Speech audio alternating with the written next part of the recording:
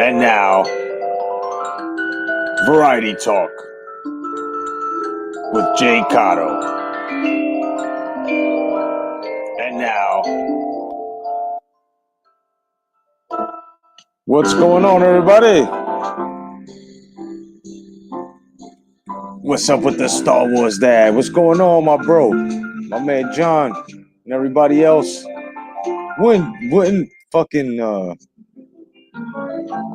DMX sound good to this? Would you be mine? What? Would you be mine? That would be crazy. What's going on, fellas? Stefan, what's going on? AKA Mala.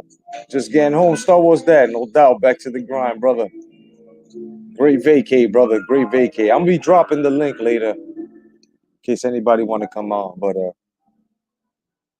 let's make the best of this beautiful life.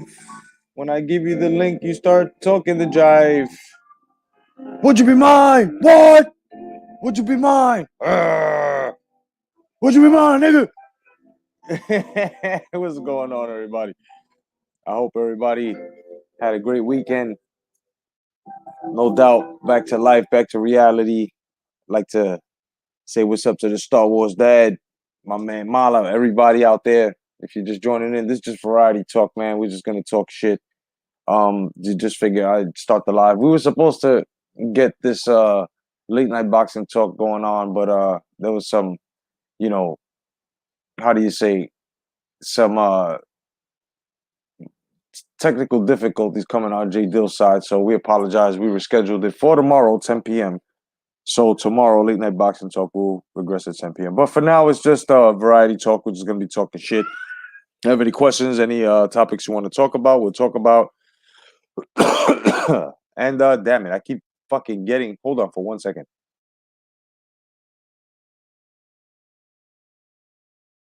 I keep getting fucking saliva down the wrong throat, and not wrong windpipe, should I say? But so we're just gonna be talking shit and welcome everybody. I know it was probably a tough Monday. I hope everybody's winding, getting ready to do this shit all over again tomorrow, of course. But I'm here for you guys, man. Welcome. And this is just variety talk once again. What's up, Brian? What's going on, my man? Peace to the Star Wars dad, my man John, my man Mala, no doubt everybody, my man Brian Hawkin. No doubt, man. Welcome, you guys. Welcome. And this is just variety talk, man. I'm going to bring up. I'm going to give you guys the link in case anybody wants to join. I have no problem with that. If you want to join the panel, we can open discussion. We can talk. What's up, Tony Boswell? Salute, my brother. Salute. He's most likely in the on the grind as well, no doubt. Working guys out there. Mala says, Jedi, I see the people beating at the MAGA rally by the fastest. Oh yeah, I saw that. I saw that shit. I saw it. It's crazy, but did you see them? What's up, Chain with Ice? What's going on? What's going on, brother? But did you see the fucking the Kraken that was released? That they actually do have evidence of fraud in 29 states? Yeah, it's gonna be crazy, man. All right, first one on the panel, no doubt. Say what's up to my man Brian Harkin. What's going on, Brian? Yeah, not about you yourself. Oh, chilling, Mr. Harkin. How's everything? All right, brother? I surviving, Oh, no doubt, surviving. no doubt, brother, no doubt, man. And yeah, man. What's up, Ralph Unreal, my LES brother? What's going on, brother? And shit is getting crazy out here, man. A lot of people are on edge and shit. I just say relax, and the first motherfucker to fucking cross your arm's length, man, you just gotta just knock them the fuck out.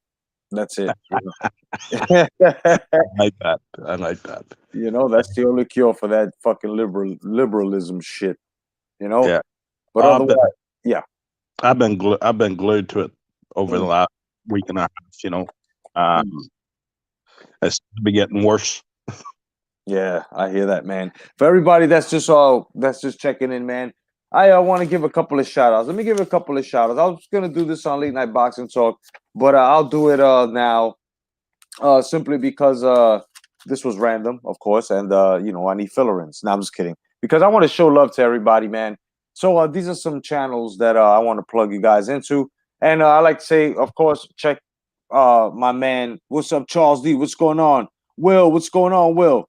I like to chat. I like to plug first. My man Brian Hawkin, his channel. Go check his channel out. He's got all types of stuff going on there, and I thank him for his variety. You know what I mean?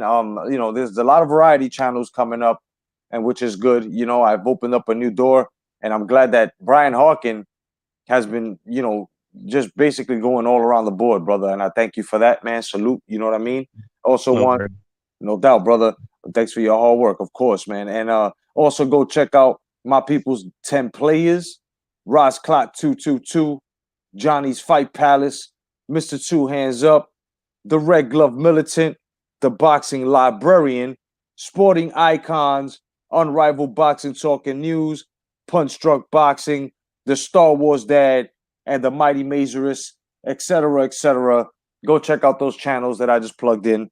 You know what I mean? You get your variety if you're looking for boxing talk or just Star Wars talk or just talks in life, man, period, But yeah. yeah, man. So what's on your mind, man? What's going on, Brian? Not a lot. Just wondering what do you think of the Bud? So I haven't spoken to you, you know, What since the Bud Crawford and the Bud Crawford Brook fight. I think it was listen, I seen it like this, right?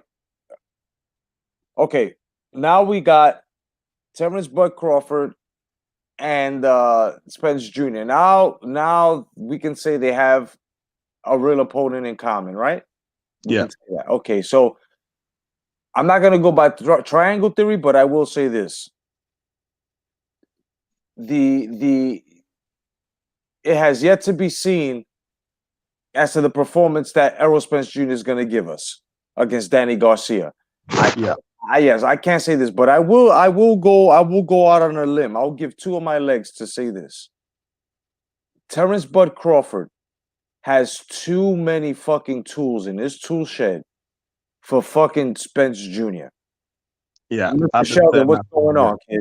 And I say this with the most unbiased of all unbiased hearts, bro. People know how I get down with this. And the reason why I say this is this, man.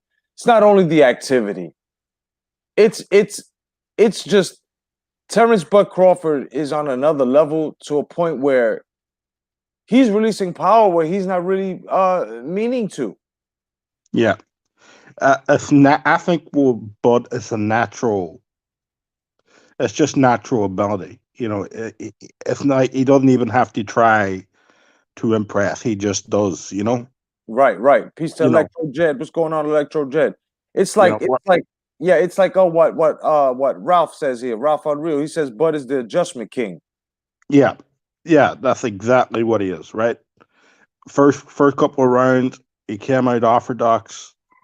He found it hard to close the distance, and once he changed to southpaw, he found the distance. I was like, he because uh, Kell Brook was using his jab the first two rounds, right? Yeah, And he was using that jab with the right hand, with the left hand lead, with the orthodox stance, and it was working. Soon as Bud changed to southpaw, suddenly the jab was unimportant because Kell Brook stopped using the jab and Bud was finding his distance. So he did what I expected him to do. I thought it would be a 6th round stoppage. That's what I had in the prediction league. yeah, But he just did it a little bit earlier, and I thought he would. Bud's awesome. It's just a level of competition. Now he has to step it up, right? And yeah, I proposed a conundrum yesterday on the Jefferson stream. What yeah, if what if what if with Errol Spence Jr. and Danny Garcia? What if Errol Spence Jr. wins but doesn't look great after the car accident? He does enough to win, but it's not the greatest performance. I can see Manny Pacquiao stepping in and saying, "I'll take that fight." yeah. That's without a question. Hold on for 1 second. I gotta address something real fast. This is off boxing. Ben, the AP, which is the American press, does not call, and I repeat, does not call presidential elections. You can be the zombie and say that it's be humble. You guys are not humble. I don't really know you, so I can just say fuck you. You know what I mean? And that remains to be seen. But yeah, When I said I was gonna go out on a limb, I'm gonna go out on a limb to say this. Uh, I'll give two of my legs to say that Bud Crawford would beat the dog shit. And I repeat, I'm gonna say it a little closer. All right, I'm gonna say it a little closer.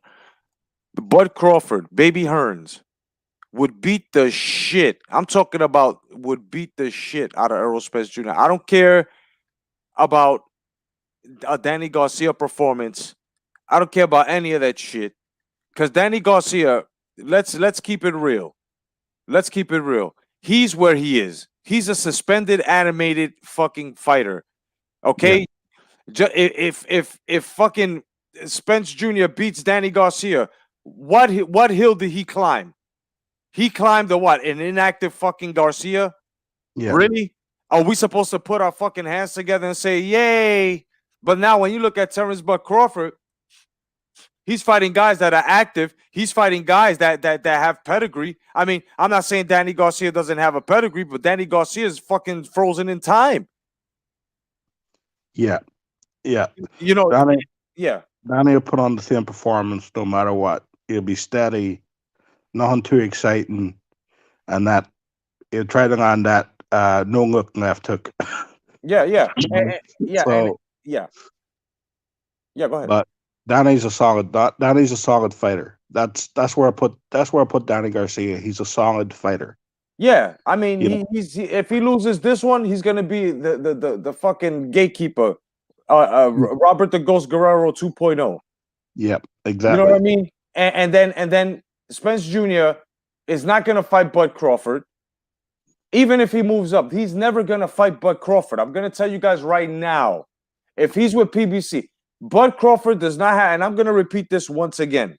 Bud Crawford does not have to leave Top Rank to go and chase a fucking dude that's not going to fucking fight him. Yeah. No, I agree. He doesn't need to leave Top Rank for it, right? Um, but that's what they want. That's what top our PBC. That's what they want. They want him to leave Top Rank and go over to the PBC, and then they can fuck him around some more. So Yeah, I don't see that fight happening. If it's going to happen, both fighters will be lit in their careers. I think Bud is older than yeah, Errol Spence. You know. yeah. And no fucking offense to anyone, but you gotta understand. I mean, yeah, people want Bud Crawford to fucking leave Top Rank for what? So they can shelve him? Did we not forget Guillermo Rigondeaux? Did we Yeah. not forget what they did to him?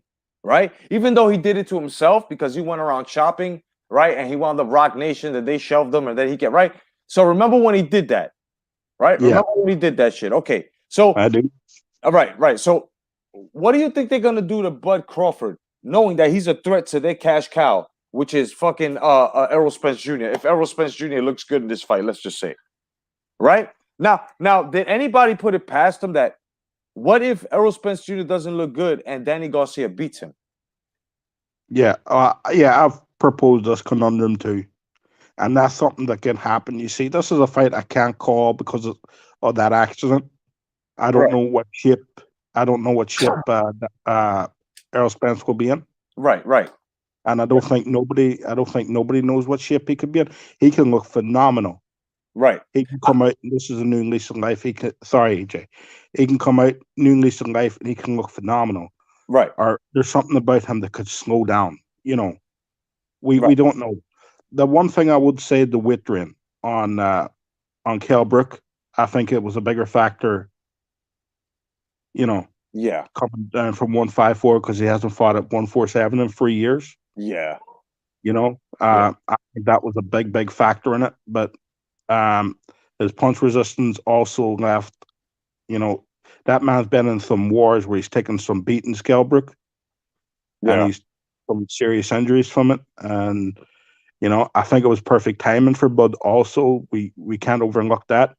But he did what he had to do, and he did what we all expected him to do. Once we all heard about the fight, yeah. first thought was, Bud should win, and that's what happened. So, it was a expected result. Yeah, definitely. Everybody, welcome D Jefferson from Speak Your Mind Sports. What's going on, bro? Yeah, what's up, D? D? D? Yo. Y'all hear me? Yeah, we can hear you now. What's going on, man? Everybody, welcome D Jefferson from Speak Your Mind Sports. What's going on, bro? What's up, Jedi? What's up, Brian? Chilling, What's up, Yeah, D? chilling. Just shooting the shit, man. You know about anything. So Brian brought up the Brook fight, so we're just talking, just giving our little back and forth and shit. How you be, bro? I've been good, bro. I've been trying to fucking get around and come visit everybody because I've been so busy and shit. You know what I mean? Been trying to make sure I get back around and Yeah, check responsibility first. everybody out, man. You know, No doubt. it's been a while since I've been over here, but yeah, man, that the Bud fight. I think that what Crawford did, but what see, like, I equate this to Devin Haney fighting Yuriokis Gamboa, right? Not to say that Kell Brook is on that level, but at 147, because he drained, he's equivalent to an opponent of Yuriokis Gamboa at 135, right? But when you look at Devin Haney and Tank Davis, they didn't do what they were supposed to do against the Yuriokis Gamboa. Neither Agreed. of the performances were, great. They were lackluster performances, both of them. But Bud Crawford took an opponent like that and did what he was supposed to do with it. Right? Agreed. Agreed. That's how I look at that. So I could give him credit for his performance, but I have to give him minimum credit because this was opponent. This was an opponent that you were supposed to do that to, especially with him being so drained. Um, because the water weight is one thing. You put back on water weight. There's a lot of things you still don't have. You don't have that endurance, that power, coordination, the fluid around your brain. You drain down too much, eating to some of your muscle and shit. So Brook was fucked in that fight. He was fucked from the beginning. But Crawford did what a superior fighter was supposed to do versus like watching Haney go 12 rounds to a lackluster performance, right? Yeah. So that's how I look at that fight with Crawford. Agree. I totally agree, man. Everybody, welcome, How'd you- Mala. What's Yeah, going on, how's it- Mala? Oh, going good, mate. What's Yep. up, man? What's up, Mala? What was that? Hey, what's up, Mala? Oh, how's it going, man? Good, man. Yeah, I have to agree about the old Kell Brook fight. I'm a Bud fan, but you can't really give a whole lot of credit for that fight because Brook, he like Bud did well getting him out of there in 4. I thought it was going to take 8 to 9 rounds, but Brook was a faded fighter. He's at the end of his career, so it's not really going to enhance Bud's resume too much. He needs. I heard him after the fight talking about fighting Pacquiao, but the problem is, even if he beats Pacquiao, people are going to turn around and say, "Oh, Pacquiao was old. He's past it." So Bud's still not even going to get full credit for that. He needs Well, he needs Spence. He needs Porter, maybe Ugas, Danny Garcia. He needs some of these younger guys to get on his resume. I partially agree with you with the resume part. He needs those guys, but I'm not disagreeing with you, but we as a whole who know our boxing would have to totally disagree with the people that would actually be dumb enough, right, to come out and say that if Terrence Bud Crawford beats a Manny Pacquiao, that Manny Pacquiao was when he would be a champion with 2 straps, and he would have beaten the shit out of the Young Lions by taking those straps. As to Young Lions, they're not taking those straps as the vacancy, right? So that right there debunks that bullshit. So I'm waiting for that shit to happen if it does happen. And you know what? That Manny Pacquiao fight, if it was to happen, that's a great torch passer. I believe that's a great torch passer right there. That's like some Hulk Hogan and some Hulk Hogan passing the torch to the fucking Rock. Yeah, Mama, I'm with Jedi here, and you already know what I do on my channel.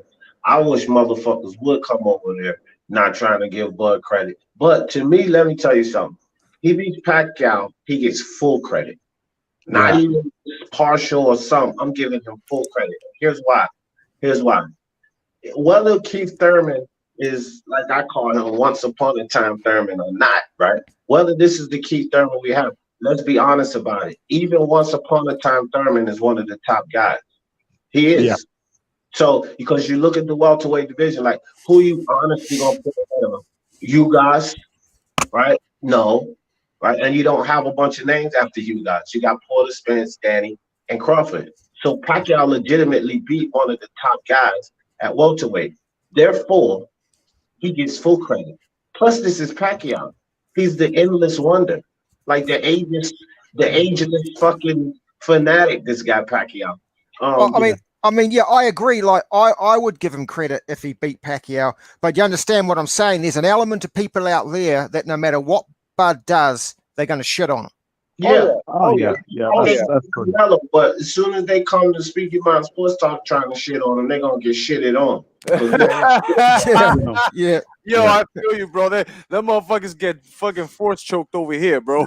yeah, for sure. Hey, I got to ask you guys, man. I feel like Bud at 33, he was 33 in September. Like I commented in the chat about him having to bite the bullet and go to the PBC so he can get fights, because I just don't have any faith in Bob Arum to get the fights for him. I can feel you, but I have faith in Bob Arum. Bob Arum makes every fight. The problem here is they're just gonna protect that diva role. Like let's just say Errol Spence Jr., right? And Garcia. Let's just say this fight goes to some fuckery where they rob Garcia and just to make Spence look good. He's not gonna fight Crawford after this. He's gonna Yeah. try to rematch Garcia and try to prolong that other fight because he knows Bud Crawford to knock him out. That would not be Arum's fault. As we know, Arum is a record breaker. There's not one match that Arum cannot fucking make without him hitting those record books like he did. Even the Guinness Book of World Record, what is it, 200,000 matches? I mean, come on. So it's not coming from Arum's side. It would have to come from the side that's inexperienced and new on the scene. Regardless, they've been on the scene, 6, 7 years, maybe 8, I'll give them, which is PBC. It's their responsibility, which they haven't filled in for a long time. Ever since they lost fucking Friday night fights that they promised us, but ESPN, Top Rank had to save us with that shit, right? So it's all of this stuff that's coming from PBC is like premature, ejaculation inside of the circle of fucking here. So it's coming from them, and us fight fans, we know that it's not Arum because we seen it. We already seen it. It was face to face when them two were there, and Arum was there, and he told them, he told Spence Jr. right in his face. He said, Al is very smart keeping you away from Bud. He told him straight up like that in that face to face confrontation. Yeah, go ahead. So I he think, really I needs think to. it's both sides. I think it's both sides. And here's my thing with it. Initially, it was Spence. I even got a video of flaming Spence, right? And Spence is my guy. But the reason I flamed him because he came out on the Fight Hype video. He said, I'm going to go over here. I'm going to beat Sean Porter. Then we're going to go back to the negotiation table and let me hear them talk 50-50. Well, after he beat Sean Porter, he didn't even mention Bud's name. And even further than that, he agreed to with Danny Garcia in principle on January 25th before he fought Porter, before Danny fought Adrian Granados. They agreed in principle to fight each other. So I blame Spence for ducking Crawford on that. But then when you fast forward, this is where Arum and Crawford kicks in. Arum came out and straight trash Bob Arum in the media. He's a disgrace to boxing, blah, blah, blah. He straight trash Bob Arum. Then he talks about negotiating a fight. You're not going to make a fight like that. But to make things worse, Terrence Crawford comes out in the pandemic talking about he don't care what nobody say. It's 50-50 or nothing. And he ain't taking no pay cut during the pandemic. Look, that's not Bud trying to make a fight because you know damn well you're not 50-50, right? You know that. So just to demand 50, it's like what I said with Tank Davis, Floyd, talking about, well, they're going to have to accept B-sides. Well, no fucking well, Bob Arum, Teofimo, and Teofimo Sr. ain't accepting no fucking B-side to Tank that ain't did shit at 135. That's so right. when you do shit like that, when you try to force A-side or 50-50, you're not worth it, you're ducking that fight, right? So Yeah, totally, man. both of those guys fuck this fight. Now, here's the situation we're in now. At this very moment, I think that, and I'm hoping and praying that, although Spence is my guy, Crawford gets that Pacquiao fight because it forces both sides' hands. And this is why. Crawford gets the Pacquiao fight. It automatically increases his stock. Crawford's problem is he has no stock in him, right? But you fight a guy like Manny Pacquiao, boom, that increases your stock. Now you also have 2 belts, which Earl has 2 belts. Now it's 50-50. It's nowhere to run. Nowhere to run with A side, nowhere to run with B side plus Spence. You got nowhere to go, nowhere else to go but to clean the street up and go up top, right? Yeah, So I I'm agree. hoping Bud gets this fight with Pacquiao because then the stakes are even and both sides are backed into a corner and there's no more need to marinate because you got Josh Taylor, Jose Ramirez situation at 147.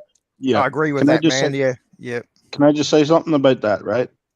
Yeah. If Bud goes into negotiations with Manny Pacquiao, it better not be 50-50 because he ain't getting 50-50 for that. So No, he knows No, that. Bob's not that stupid. Manny Pacquiao's the cash cow. Bob is not that stupid. Yeah, he knows that, and he won't let that fight go. But one thing that Chainman Ice said, and it's a good point, says here the winner of Spence Garcia is getting Porter. Now this is if this is true, this is the fucking extra bullshit that we don't need. Look. Garcia Porter, did they fight already or not? yeah, Okay. Garcia and Porter. The Garcia and Porter fight, I think they did. Okay. Yeah, they fought. Yeah, okay. Yeah, they did. Yeah. Right. Okay. Yeah. The point is to get y'all to say yeah. Okay. The next fight, right? Spence Porter. They fought already, didn't they? They fought.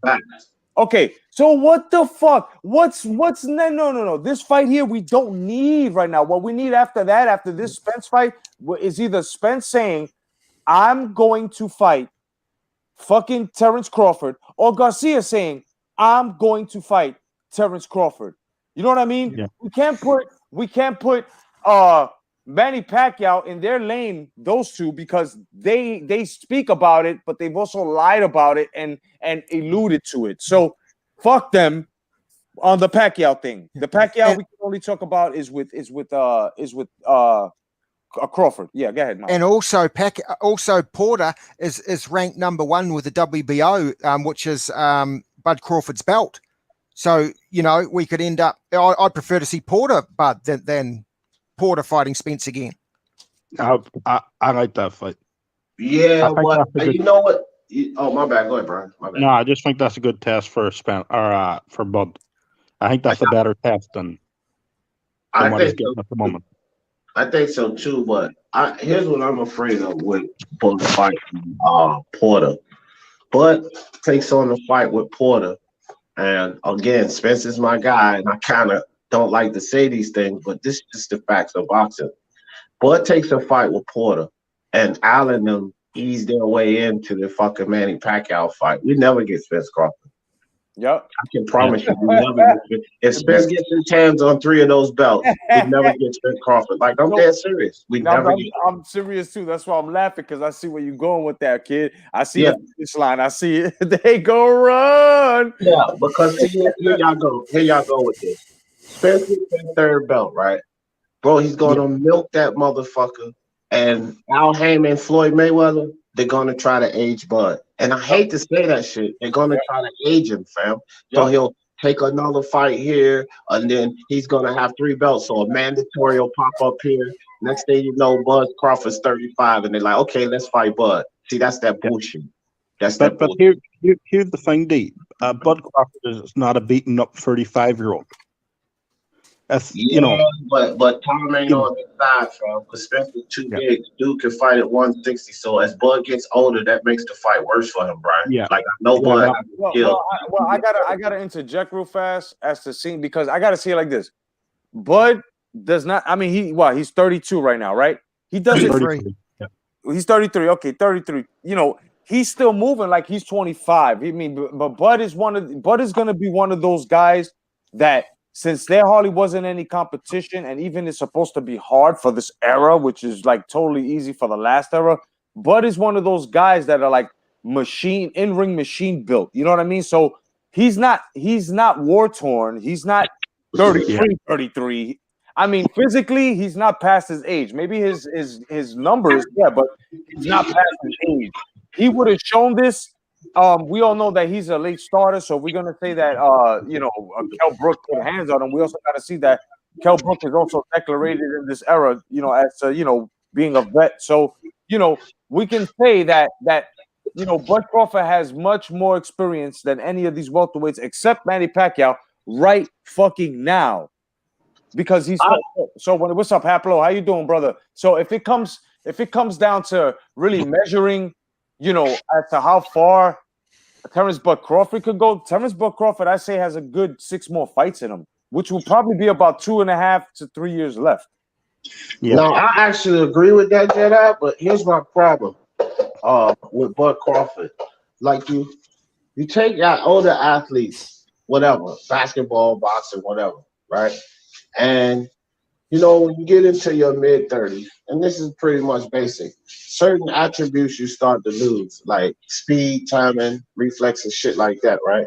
But these athletes that take it into the later years, they got two things going for them. Physical fitness, which Bud definitely has that. The dude's fit is a fiddle, right? Yeah. And then they have this high skill set, right? But when they lose certain attributes, they always have something else to lean on, right? But Bud lacks defense. And that's my problem. When you get older, like that's where we can see because look, you lose a step or two on speed. You lose a little reflexes. He ain't really never been no defensive fighter. His offense creates defense, but as he lose some of those attributes just from aging, he'll still be in shape. He'll still have that high skill level, but those attributes are going to wane a bit, right? That's just enough No, to let a guy like him get in the door. Yeah, absolutely. Yeah, absolutely. I agree with that. Yeah, absolutely correct. Hold on. Yeah, you're absolutely correct. Look, to add on to what D is saying, look at the perfect fight model, right? You had Sugar Ray Leonard, right? Perfect defense, perfect Right. But then what happened? As he fought guys like Terrible Terry Norris and Hector Macho Camacho, even the second fight when he went up against Tommy Hearns, his defense faded. So as you get smarter, no doubt, but it's also your body that goes if you get wear and tear. And Sugar Ray Leonard fought them all, so his armor has some kinks in it. You know what I mean? It was just those guys were younger and they were very able to. Well, both of them, which was Macho Camacho and Terry Norris. You know what I'm saying? They were able to punch hard enough to dent his armor, to keep denting it. As to when it came to, Tommy Hearns just was basically much younger than he was. And the second fight, as to Sugar Ray was out the door. Right, and that's my only worries about Bud, because as talented as he is, I mean, let's keep him on his level. He ain't no fucking Floyd or Sugar Ray or nothing like that. You know what I mean? Like he's at the top of the talent in this era. But you compare him to Floyd Mayweather and 147 will beat the shit out of Bud Crawford. Not right now, but the Floyd that we know of. He would beat the hell out of Crawford, Spence, and all of those fuckers. A lot of these guys are missing what the other eras before them, are missing. This is why I'm quick to correct guys when they say, we can compare them, because like I always say, right? And this is the truth. At least in the Pacquiao, Morales, you were able to try to make at least a Fabulous Four, right? From the Fabulous Four on. What's up, Lisa Bales, the first lady of boxing talk? What's going on, Mama? Evelyn Layton, what's going on? Right. But then if you try to do it in this era, you can't. You can't. Yeah. So this is what I'm saying. Roy Jones. Roy Jones was the guy that he was untouchable, but he got to 34 years of age and he had his first loss and then started losing more fights. And he was a guy who hadn't taken a hammering up to that point either. And age gets the best people. You know? Yeah. Right. And I tell you like this, like if you're wondering about the dynamics of Manny Pacquiao and how he's lasted so long, okay, no problem. This is easy. Before COVID. All right. Let's go before COVID. With this era, you've got your Keith Thurman, your Spence Juniors, I mean, even your Bud Crawfords, right? But taking Bud Crawford out of that, these guys do not fight as hard as the Barrera, Pacquiao, Sergio Martinez, Hopkins, Trinidad eras. You know what I'm saying? Though the pay-per-view king eras, right? Right? Those guys, they're machines. So this is why Pacquiao's dynamic, because what these guys bring, a punch to the face, he runs into a punch. These guys don't know how to deliver anything like that, even though they look like they are, maybe to each other. But when you've got someone that's calloused and has been through war, not battles, gentlemen, war, This is exactly why, and I'm always gonna say this: Manny Pacquiao right now could fight anyone, even a Bud Crawford. Even people right now, if you look in the fucking comment section, they will question their own fucking statement as to Manny Pacquiao beats. Bud Crawford beats Manny Pacquiao easy. No, we can say he'll beat fucking Spence Jr. easy, but we know that with Manny Pacquiao, as old as he is, it's the chest that reflex fighter like Keith Thurman, supposedly everybody switched sides and all of a sudden forgot his 2-year inactivity, right? And it's too fucking everybody forgot about that. Oh, the youth defeated that, defeated. I mean, he kept going. So this is healthy that people bring Manny Pacquiao into this because he's supposed to be talked about. At the same time, the comparison that I'm making should be thrown out there whenever they're trying to make their comparisons with this young fucking love diaper in the ass wearing fucking era that I'm mad at because I wish their work rate was higher. This is why I respect Teofimo. This is why I respect a Lomachenko, a Gennady. You know what I'm saying? Canelo at some points. And even now, him leaving fucking Gondo Boy, that people don't understand, I'm starting to respect this shit now. Like, people got to understand politics. Those days are coming to an end. That's exactly what fucked everything up. And I said that this shit would happen if motherfuckers would stand up and see that it's not that much of the money. You can go and get that money. All you got to do is what? Sugar Ray Leonard, Muhammad Ali, Mike Tyson did. You know what that is? Show us your work ethic within those fucking ropes, and we will show you what you're fucking worth. We'll give you what you're worth. You got to trust the fight fan again. You got to trust us to say, this is who you fight next because the ranking says so. Who makes the rankings? We do because we fucking watch you. You don't. Yeah. And these fighters have to understand your name, the way you fight does not make the sport. The sport was born before you. You know what? Yeah. You know what, Jedi? Yeah. One thing is, well, two things. I want to say two things. One about Manny, and then piggyback off what you were saying about this era. Yeah. Manny Pacquiao, the only thing that worried me with Manny Pacquiao is that he's this fighter and he's at this age where he could turn old on us overnight.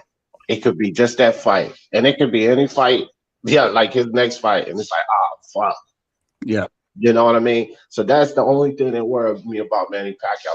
Because, bro, like, over 40, it could be the next fight and he turns old on us. Like Purnell did. I'll never forget it. You know what I mean? Purnell was like, damn, he's done, right? But the thing with the politics, real quick, Mala, the thing with the politics is, as far as the world's concerned, we don't like the pandemic shutting down economies and stuff. But this shit has made a lot of these boxers thirstier, man, because they sitting at home, they ain't making no money. And that was the thing. Remember, we used to say, if you could pull the money away from them, then they're thirsty. They want to get back in there and fight, right? Because they have no choice. That's why UFC guys fight. Because you don't fight, you starve. Dana White don't pay you. Well, now this pandemic, they'll put a little obstacle in their fucking free money course. You know what I mean? They put an obstacle. So now you got to get your ass in that ring. So it's kind of like a gift and a curse, this pandemic. Yeah, I got to agree with you.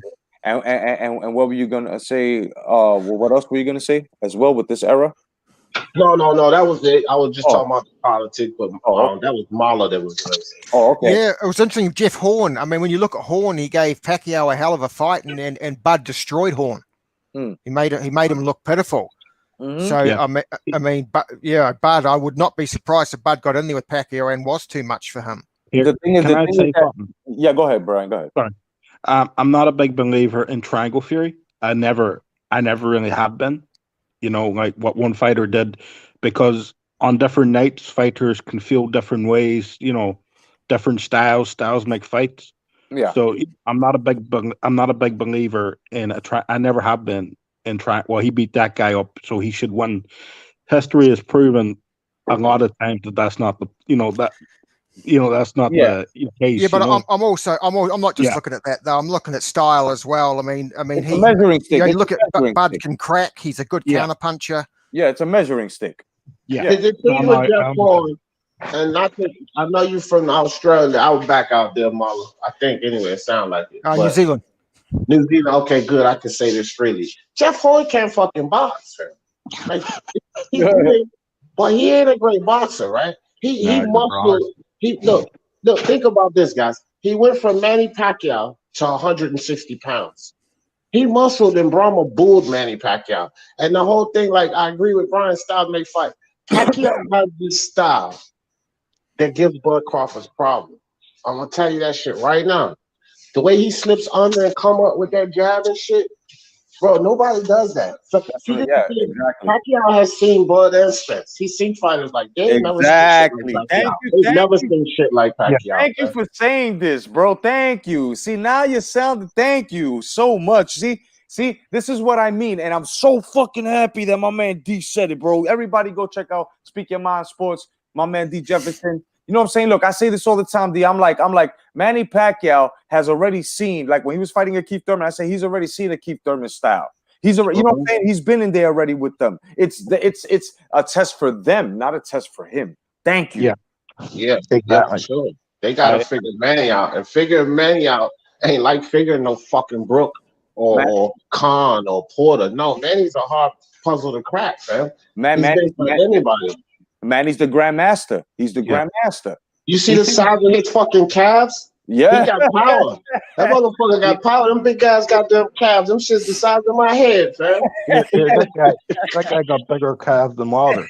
I'm trying to tell you, bro. That motherfucking calves big as shit, man. He's got my arms. I kick. Word. Yeah. My arms. Yeah, the spinach. Yeah, the spinach every day, man. No, that guy got bigger calves than Wilder. It blows me down. And that's a look, Brian. That's no cap. You really do got bigger calves than Wilder. Who would you guys have? Who would you guys have if Bud fought Pac? I would actually be picking Bud in that fight. No, I have to pick Bud. I'm not. I mean, I'm pumping up Pacquiao, and I'm saying that Pacquiao can win. So, like, if I have to put a number on it, and I know people would hate this, but I would say 60-40. Like, I give Pacquiao that much of a chance to win against Bud. I give Pacquiao way more of a chance to win against Bud than I did Brook. I gave Brook no chance. Yeah, I give around 65-35 to Bud. Yeah. You know, something around that there. But Pacquiao has a chance. Pacquiao is still a great fighter. Pacquiao has something special in him. And he can rise to the occasion. I don't think the occasion bothers him. So if he's 100% and he's ready to go, Pacquiao can beat anybody. That's just his age. That would be my, will he get old overnight? But he hasn't shown it so far. Yeah. He's slowing down. He's slowing down a little bit, but this for is 40. Yeah, this is how I see the what's up, Champ Ross? How you doing, Redcliffe? What's going on? What's up, Champ? This is how I see this fight going on, right? If it was between Bud and Pac, like I could see Pac slipping, but then I could see Bud like being big, like getting big on him and switching on him a lot in between. Like he's gonna go ambidextrous on him in between to confuse Pac. He's not gonna stay southpaw. He's gonna switch up and mostly stay orthodox simply because it's right now. If he does switch his southpaw, he's gonna fuck Pac's game up. You know why? Because his right is his lead. He hits as hard as he does with his left. His left would just be his little safeguard, even though it's behind the trigger. Yeah. It's his lead. Exactly what took Brook out, which was a lead right, which is his power. His power is in the front this time, right on the southpaw. So this is what's gonna fuck Pac up. This will disrupt Pac's whole flow if he uses that southpaw, but to us a lead right. It's gonna fuck Pac up. Pac is very susceptible to lead rights on a orthodox. So imagine it coming from as to looking like a jab, but it's a straight fucking right from a jab stance on the southpaw. It's gonna be one of those where Pacquiao more than likely will be submitted into a ref stepping in and stopping the fight. You know what I'm saying? Possibility. I give Bud that much credit. Now for Pacquiao, if Pacquiao proves to us that he is the grandmaster and he's smart, I see his side of this fight going where he's gonna use the jab, he's gonna fake to the body a lot, he's gonna feint, and he's gonna catch Bud Crawford resetting every time he makes him reset. And you know what else, Jedi? Here's why I can see Pacquiao touching Bud and hurting him. You know how Pacquiao, I was talking about how he dips down and come up with that lead jab. Well, he also has this thing to do where he feints, like he's dipping down, he hops back, and then he comes forward with that straight right. And if Bud is standing in that fucking southpaw stance when he does that, bye. That Yeah. shit hurts him. Not only hits him, Yeah. that shit hurts Bud. I can guarantee it. So that's an interesting fight, fam. But look, let me say this. I just wanted to hop on and say what's up to you, my dude Jedi. I'm chilling with wifey. So Brian, Mala, Jedi, everybody in the chat, man. I'll holler at you guys. Jedi, appreciate you having me on. No doubt. Okay. All good, man. No worries, dude. Have a good one, man. Thank you, Bye. bro. Everybody go check out D Jefferson over at Speak Your Mind Sports, no doubt. So right now I'm on the the panel with Mala and Brian, my two boys, my fellas. Peace to everybody. Hold on, before we get more into this this discussion, I like to say what's up to Ralph Unreal, my man Will, Chantel Pillman, Pittman here, Leighton Evelyn, no doubt, Andres Hernandez, my brother, the Star Wars dad, no doubt. Red Cliff, what's going on? The First Lady of Boxing Talk, Lisa Bales, Champ Ross, my man Chain with Ice. Let's see who else is on here with us. My man Haplo Type Zero's up on here with us. You know what I mean? Let's see. Well, who else? Who else is with us? You know, Electro Jed and my man Glenn Avery. Peace to y'all, man. You know, Mr. Sheldon is in the fucking building. What's up, guys? No doubt, peace to everybody, man. I'm just giving y'all respects. I'm calling your name out. I'm trying making sure that I'm not missing everyone because you know, this is just a variety talk, and I know y'all was probably looking for late night boxing talk. So we just figured we just talk into some shit here. It's a boxing for a little bit, and then we'll probably switch it up, you know. What did you think? What did you think of that other fight? That guy got the Aussie. He got robbed. It wasn't a headbutt, man. Yeah, man, that was Yeah. that right there, man. Listen, that shit right there. I have to say, I wanna fill up a water balloon filled with cat piss, turtle piss, I mean a whole bunch of all types of animal piss, and then just tie it up and have like maybe 3 of them, right? And then what I would like to do is throw all animal piss filled balloons at the judges, right? Because I don't understand how they can rob this kid, man. I felt everybody in the boxing world wanted to beat the shit out the judges, right? Yeah. So now what do we do in a case where if we find out the judges were on their cells again or some shit like that? What do we do here? What do we do? But the crazy thing was they in Nevada they were able to go back and rewatch the fight, and they sat there for like 20, 25 minutes rewatching the fight, and it was clearly obvious there was no headbutt, and they still called it a no contest. I know. I was watching it and I was thinking, you know, okay, the only thing was it was the third round it was stopped. So it was 1 round apiece, just say 1 round apiece and half. But even though I've been only winning the 2 rounds, you know, like I think it was a bit early, you know, for the headbutt. If the headbutt would have happened in the 6th or 7th round and maybe they could get a scorecard out, you know, I think it was unlucky for Franco to get, you know, that shot in the eye that early. That's the only thing I could say. Both fighters worked their asses off, but I do say Maloney should have got the belt. He should have. But at that point, I would have felt sorry for Franco too. You know. That was a bunch of bullshit, and I feel like this, man, I wouldn't blame any of the guys if they wanted to break away from the fucking sport. This shit takes your heart, your soul, and you know, for judges to just fucking sit there and not fucking pay attention or to actually call the shit the way they called it the first time. That's the reason why they made you watch it the second time, and you're calling it the same way you did the first time. So then basically what you're doing there, and it proves to us that because you didn't want to look stupid, you're just calling the same shit and you're standing on it. Okay, no problem. Yeah.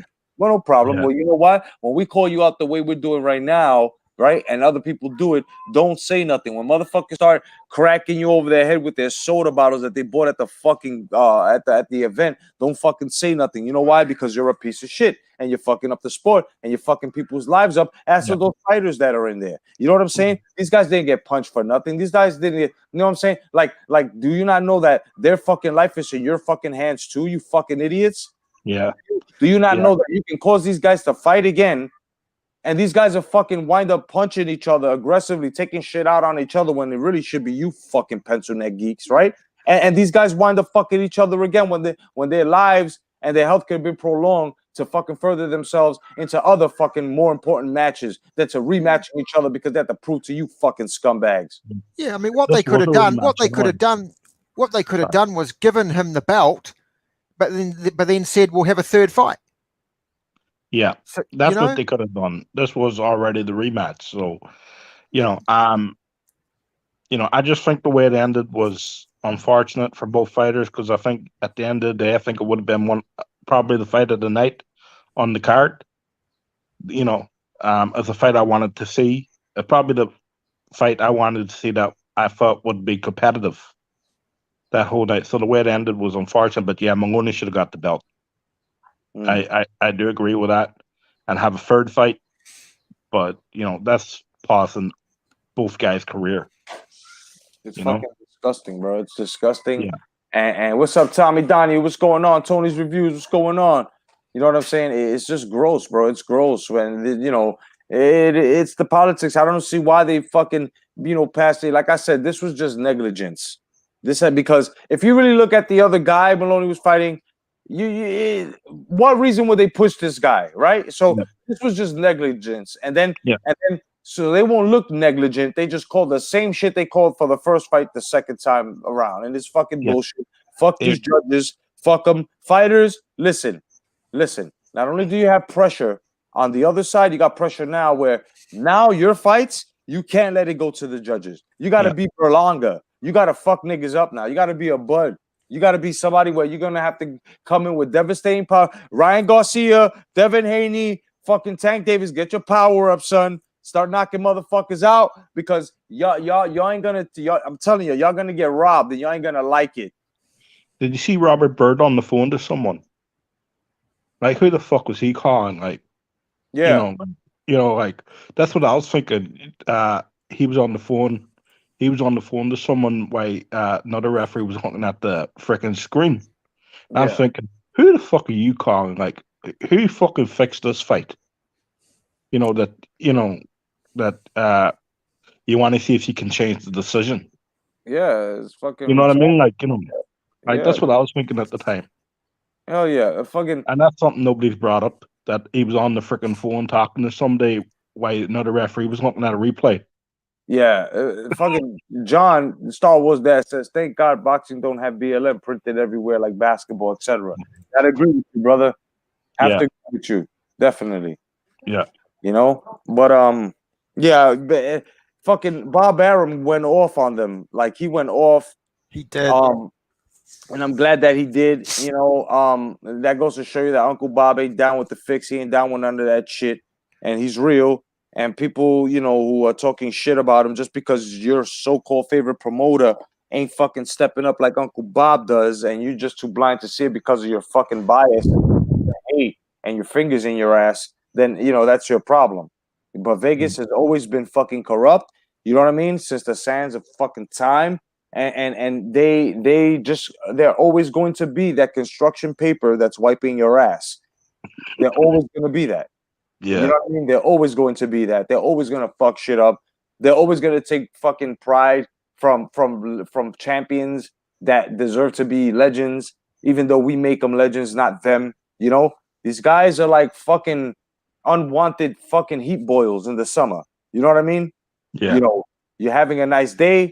Everything's going the way you think it's supposed to go. Then all of a sudden, he comes with fucking one of the fuckeries. All of a sudden, more belts. Oh, all of a sudden, we're gonna cape for more belts with the WBC because they're based from there. I mean, it's always them and the WBC. It's Vegas, fucking Vegas, right? And this is why I say no disrespect to fucking Floyd Mayweather Jr. fucking cockgobblers. All right, you gobbledygooking motherfuckers. I just got to tell you this, and I've always been saying it. I opened my channel saying this, and I'm going to say it to you fucking Flomos. Floyd Mayweather was a gimmicked fucking fighter. I'm not saying that his shit was padded. No, it wasn't padded, but he was gimmicked. He had lots of stipulations in his fucking contract. That's how you know it's gimmick. You know how else you know it's gimmick? When you got a whole fucking state that okays your fucking P test from 2011 all the way to the Pacquiao fight, knowing that you pissed the lava, right? And this was proven by Thomas Hauser. I don't want to hear no if you haven't done any fucking research, because I have. And I can go dig in the crates and pull out a lot of fucking test results, and I will fucking do it if you make me. I'm liable to getting sued, but I can do it. I did it back in my days. If you look back in my videos back in 2012, 2013, I did it. So, you know what I mean? You know, people need to open their fucking eyes and see that a lot of fighters are gimmicked. A lot of especially when he came back. I mean, you know, you could tell he was gimmicked because he came back with that fucking WWE shit. That was right before he fucking fought the fucking giant, whatever the fuck his name is. And then Like so. yeah, and then what happened? Pretty Boy Floyd. I mean, Money Mayweather was born, right? And all the stipulations in the contract. Maidana can't in the second fight couldn't touch him against the ropes. The first fight is fucking gloves. But yeah, you give Manny Pacquiao fucking Cleto Reyes's. The reason why you give Manny Pacquiao Cleto Reyes's was because you fucking had him fucking tested and fucking drained within 2.5 fucking months to 3 with fucking 25 vials of fucking blood, for Christ's sake. So, and you rejected his cortisone and his fucking vitamin shots. So, I mean, there's stipulation on top of stipulation. And I know y'all don't want to hear it, but at the same time, since y'all quick to point out shit on other fighters and what they're lacking and what they're not doing, and then fucking accusing like Paulie Malignaggi, which should be much more professional. That's why he can't talk the shit he was talking now, because all he was doing was talking shit. And it made no sense at points where motherfuckers like him were saying Manny Pacquiao was on fucking steroids or fucking a sparring partner getting his ass beat and couldn't fucking come to grips that oh shit, this little guy fucked me up. Guys can't understand exactly how little motherfuckers graduated and got even fucking better without even fucking using PEDs. That it was said by one man who was scared to death at that time on Manny Pacquiao. That's why it took 5.5 fucking years to make the fight. And it was 19 minutes of fucking hugging initiated by this fucking stipulated motherfucker. And the reason why I speak of him is because he's doing it again. He's taking boxing on the road again, like a fucking Vegas road show, which is what the formula is for Floyd Mayweather Jr. No hate. He's getting his fucking money. He's a black man in America that got over the fucking system. No doubt. But at the same time now, without having the same bias and understanding, can you say that Floyd is bad for the sport because he's prostituting it? Yeah. Well, if he got one over the sport, why does he need Jake Paul to make money? Exactly. I mean, you know, it's and people are gonna say, oh, but let him live, let him make his money. No, because this is the same man that continues to talk about Manny Pacquiao and or the sport that no longer consists of him. And he's talking about guys on the way up on how they should be getting paid. And then he's speaking too late about how many belts and all these belts. And yeah, you're a promoter. Fine. No doubt. But you're not doing a good job in that fucking department either. Yeah. Because we see what you're up to. We see what you're doing. You're doing with Tank Davis and what you're going to do with others if they happen to be on a level of Tank Davis with an O, like you did with yourself. And you're building a pay-per-view star, not a pay-per-view fighter. Exactly. And you know, you can take me off your Christmas list if you like, fellas and ladies. What I'm saying here is that there are real fighters and there are fucking stipulated fighters. And the ones that have been stipulated and protected are the ones that they're trying to make look fucking great. And we know deep down inside our fucking very fiber of our human being that these motherfuckers are faker than a prosthetic leg belonging to a 42nd Street hooker who got hit by a fucking hacksaw. Yeah. Yeah. You know, like this is the thing with Floyd. Good fighter, but he needed everything his own way. Since he became Money Mayweather, it was my way or no way. And he's treating the business like that. It's my way or no way. Right? Since he became a promoter. Right. right? And these fighters don't have the name recognition he had to get away with it. And that's where he's failing them because he's not building up any of these fighters. He's not. If you build up these fighters to make that name, and to take the big fights, then, he can ask for more money, but he can't ask for more money off the bat. That's, without these guys making that name, without these guys getting that recognition from taking the tough fights. Because before he made his money, he had made tough fights and he made them look easy. And then he fought the Golden Boy. He beat the Golden Boy, Oscar De La Hoya. He beat Oscar, and that made him a superstar. He was a star before that, but that made him a superstar, and that was his platform. These guys don't have that platform. Who's their platform now? Manny Pacquiao. At the one, he's the superstar. He's the ultimate superstar. These guys have to beat him to become the next superstar. That's where I see it. He's the only name left in the sport that is superstar status. Yeah, you're right. And you know what pisses me off? That guys like, Lomachenko and GGG, like they get a little heat behind them because they're fighting. And Joshua, they get a little heat behind them because they're fighting correctly. They're doing their thing, Yeah. To these fucking idiots, they look bad. But yet to us, it's okay. These guys are actually getting their skill tested, right? So, Yeah. it's always a fucking agenda with these fucking dumb, stupid fucking fighters and the fucking boxing media and the fucking fight fans. And we know which ones we speak of. Yeah. Right? This is why yeah, go ahead. Sorry. Right. Yeah. We go back to the Klitschko, right? Klitschko passed the torch to Tyson Fury. And then he went on and then he passed the torch to Anthony Joshua. Who are the top two guys in the heavyweight division at the moment? Yeah, exactly. I mean, we know who are the top heavyweights.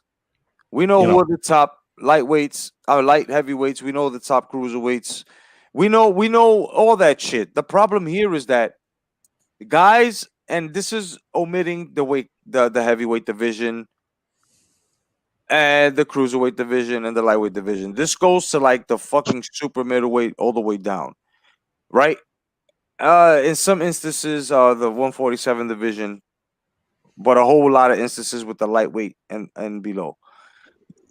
Stay in your fucking weight class and fight each other. This shit is a mess. Like, we should have already gotten how many fights against Lomachenko and Tank Davis? How many fights against Teofimo, Lomachenko?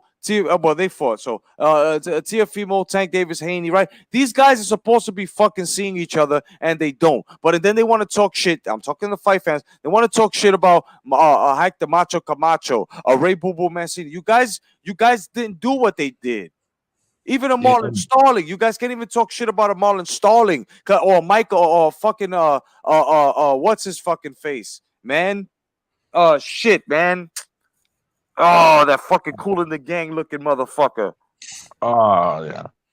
Shit, hold on. I forgot his fucking name. Nah, I gotta get his fucking name. I have to get his name. Anyway, motherfuckers like Lloyd Hunnigan, like get it right, guys. Get it right, bro. Your McClellans, get it like them. You guys ain't fighting like them, and you guys want to talk a lot of shit. You guys don't have a regiment that these guys have, from training to fucking resume. You guys ain't like these guys, and we're supposed to take this shit up the ass. And not even lube. You guys ain't even offering lube, son. You just want us to take this shit and run with it and say, yeah, you guys are better. Get the fuck out of here, bro. Yeah. Michael fucking Curry. Curry. You guys are nowhere near a fucking Curry. None of these guys at that time. You know why? Because you guys are scared, bro. You guys are scared. And it's not the O factor. It's the whole factor that what's behind the push. Right? And they got it all wrong. These fucking young guys got it all wrong. If you lose and you lose in an honorable way, do you not know that that rises your fucking stock? Do you not know that that raises interest because there are other fighters that are up and up that are undefeated that would want you to, the fans, if they're real fight fans and they're fighters, their fucking fans will want you to fucking root for your fighter, to fucking give their fighter, to try to give their fighter. And oh, this is what I try to tell other fight fans that get mad at me because I tell them that their fighter ain't shit. I used to root for other fucking fighters to try to take my fighters. Oh, that's the way it goes. That's what gives you the fucking sweaty palms, the fucking excited, you know what I'm saying, emotion that you get and that you can't wait, bro. Like the whole month, you're like, even 2 months before, you're like, this fight got to come on. You don't even get that. The closest we got was the Teofimo Lomachenko, right? And that faded. So what's the new shit now? There is no new shit. These guys got to do their job. Yes, and Ben too. These guys got to do their job. Yep. And they gotta sell the product. Yeah. They have to sell themselves. Yeah. And plus, you learn more about a fighter when he loses. You learn his mentality. Exactly. I mean, look. Everybody. Adrian Broner lost to Maidana. What happened? He just left. He fell apart. Everybody thought that was cool to do. No. That's never the coolest thing to do. Look at Mike Tyson. Mike Tyson walked away because he was embarrassed. But what happened? What happened at the press conference? He said, he showed up at the press conference. These guys didn't even show up to the press conference. So I'm saying there's a difference, man. And the sport right now is full of a whole bunch of fucking arrogant scumbags, bro. And I'm going to say it. I don't give a fuck. I'm going to say it. Look, I can understand that people are mad at Canelo Alvarez, right? But you got to understand, Oscar de la Hoya did this shit to himself. Okay? This is what I tell everybody. Your promoter works for you. Yes. You do not work for your promoter. What do you think you sign and you hire them? Because it's contractually agreed that they get whatever 10, 15 to 20% or whatever the fuck you make. They have to sell your fight. It is their job. All you got to do is make sure that you're clean, you're healthy, and you train for the fight and you show up. And you stay out of fucking trouble. That's all you got to fucking do and make sure that your fight is done. It is you. It is the fighter that this is why you motherfuckers out there can talk to motherfuckers like us with all this bullshit. What's up, Alex? With all this bullshit where, talk to my manager, talk to my promoter. Fuck you. I'm talking to you, motherfucker. I want to fight you. Make the motherfucking fight right now, son. Because if you don't, everybody already fucking knows. And this is why, if you want to expose the backstage shit, the politics, expose that shit. You fucking philanthropists all of a sudden. And all of you stupid motherfuckers out there, bro. You accountants, you boxing accountants, you fucking idiots. Y'all motherfucking talking shit. You really, really want to fucking talk shit? Al Heyman is really the slave if these motherfuckers had a backbone. I mean, look at how do you think Bud Crawford is doing with motherfucking Arum? Arum listens to Bud Crawford. Yeah. What the fuck? The reason why it looks like he doesn't, and Bud Crawford is because Bud Crawford doesn't have the experience that Arum has in front of fucking the press. And right now, the press are a bunch of fucking hungry wolves right now, all around news. Yeah. So you need a professional like that you need a fucking hunter who handles fucking packs of wolves like that. And Oscar de la Hoya has been fucking up, putting Ryan Garcia under the bus, putting a lot of motherfuckers under the bus because the card won't sell. Everybody went around blaming Ryan Garcia. Ryan Garcia, look, if you see that Oscar de la Hoya, and it's not because I don't like him, okay?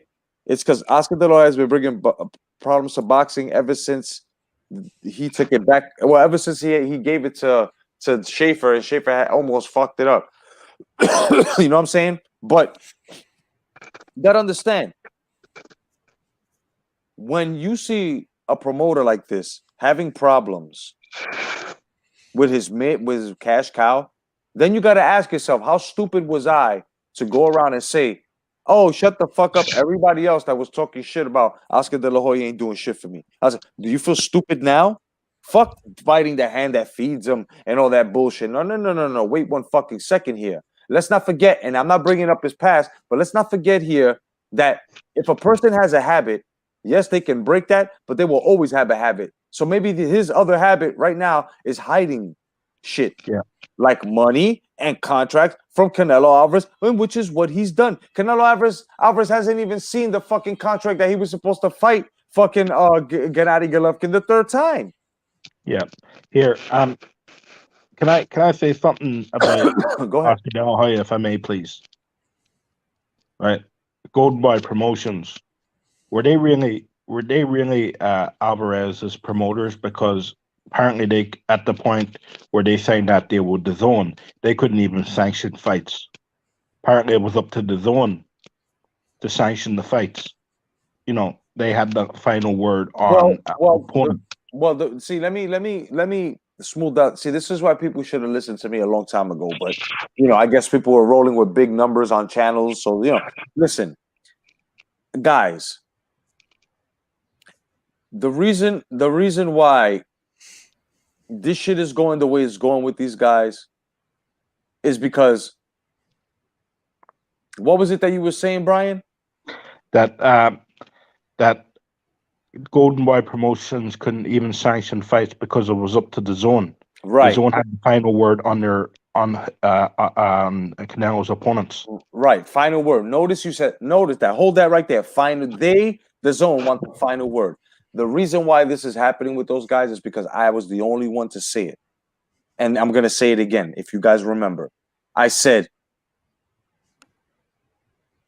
Golden Boy is going to give fucking the Zone the runaround and making Canelo Alvarez fight real fights. And they're talking about Gennady Golovkin trilogies, but since they jerked him the second fight, they're not going to get a third fight. They're not going to get a legacy. Because Oscar De La Hoya, not Canelo, Oscar De La Hoya is going to try to duck that all around.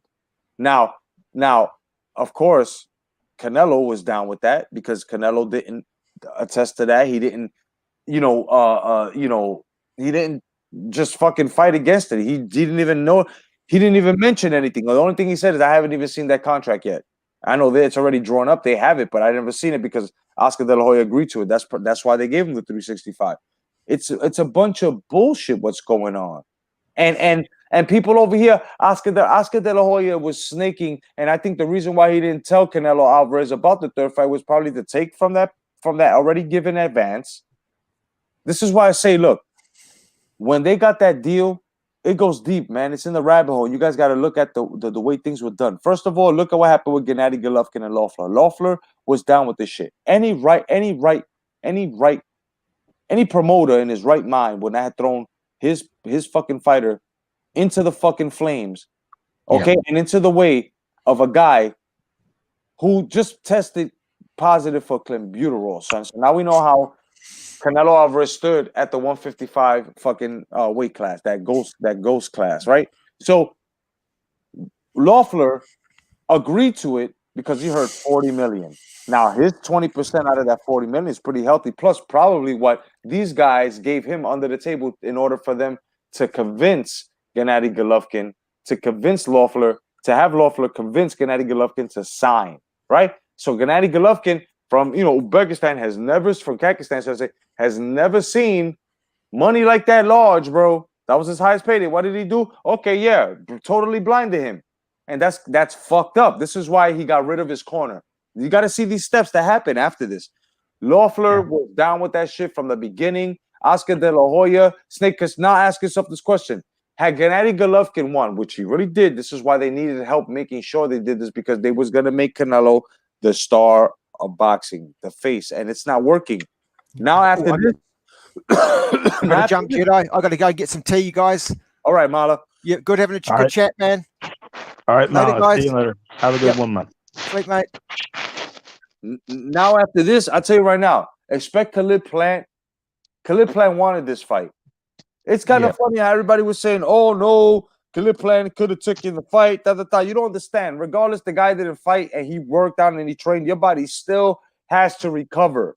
And for him to catch a fight at such an elite class, a Canelo Alvarez, right? And everybody, oh, you should have took it. Oh, you blew it. No. Give me a full 2.5 training with rest and proper nutrition because I'm going against a champion. But everybody, now that Khalid Plant has the opportunity, and when he beats Canelo Alvarez, people need to understand that even the Kovalev fight, and I'm going to say it, I don't give a fuck what anybody says, son. That shit was fucking fixed. And take a look at the knockout. You see Kovalev setting up for looking under the corner of his fucking eye. Look at it.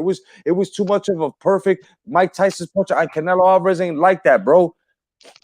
Even him fighting fucking Kirkland, bro, knocking Kirkland out was type sloppy.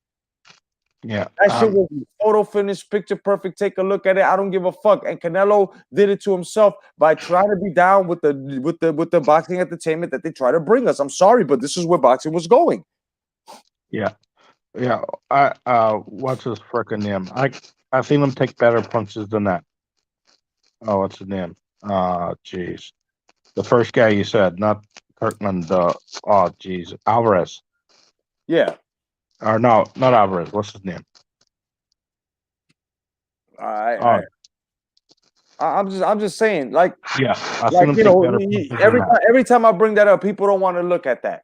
If you look at it, bro, you see the way Kovalev just fucking he didn't even hit him flush and he staggered him. I guess that was the fucking and then he just put his arm down and he got hit. Come on, son. Like, it is what it is. People could believe what they want to. I'm not here to change your fucking mind, but I am here to give you information as to watch your back. So just take a look at it. Don't you know what I'm saying? And don't argue with people like me because we've seen what shit.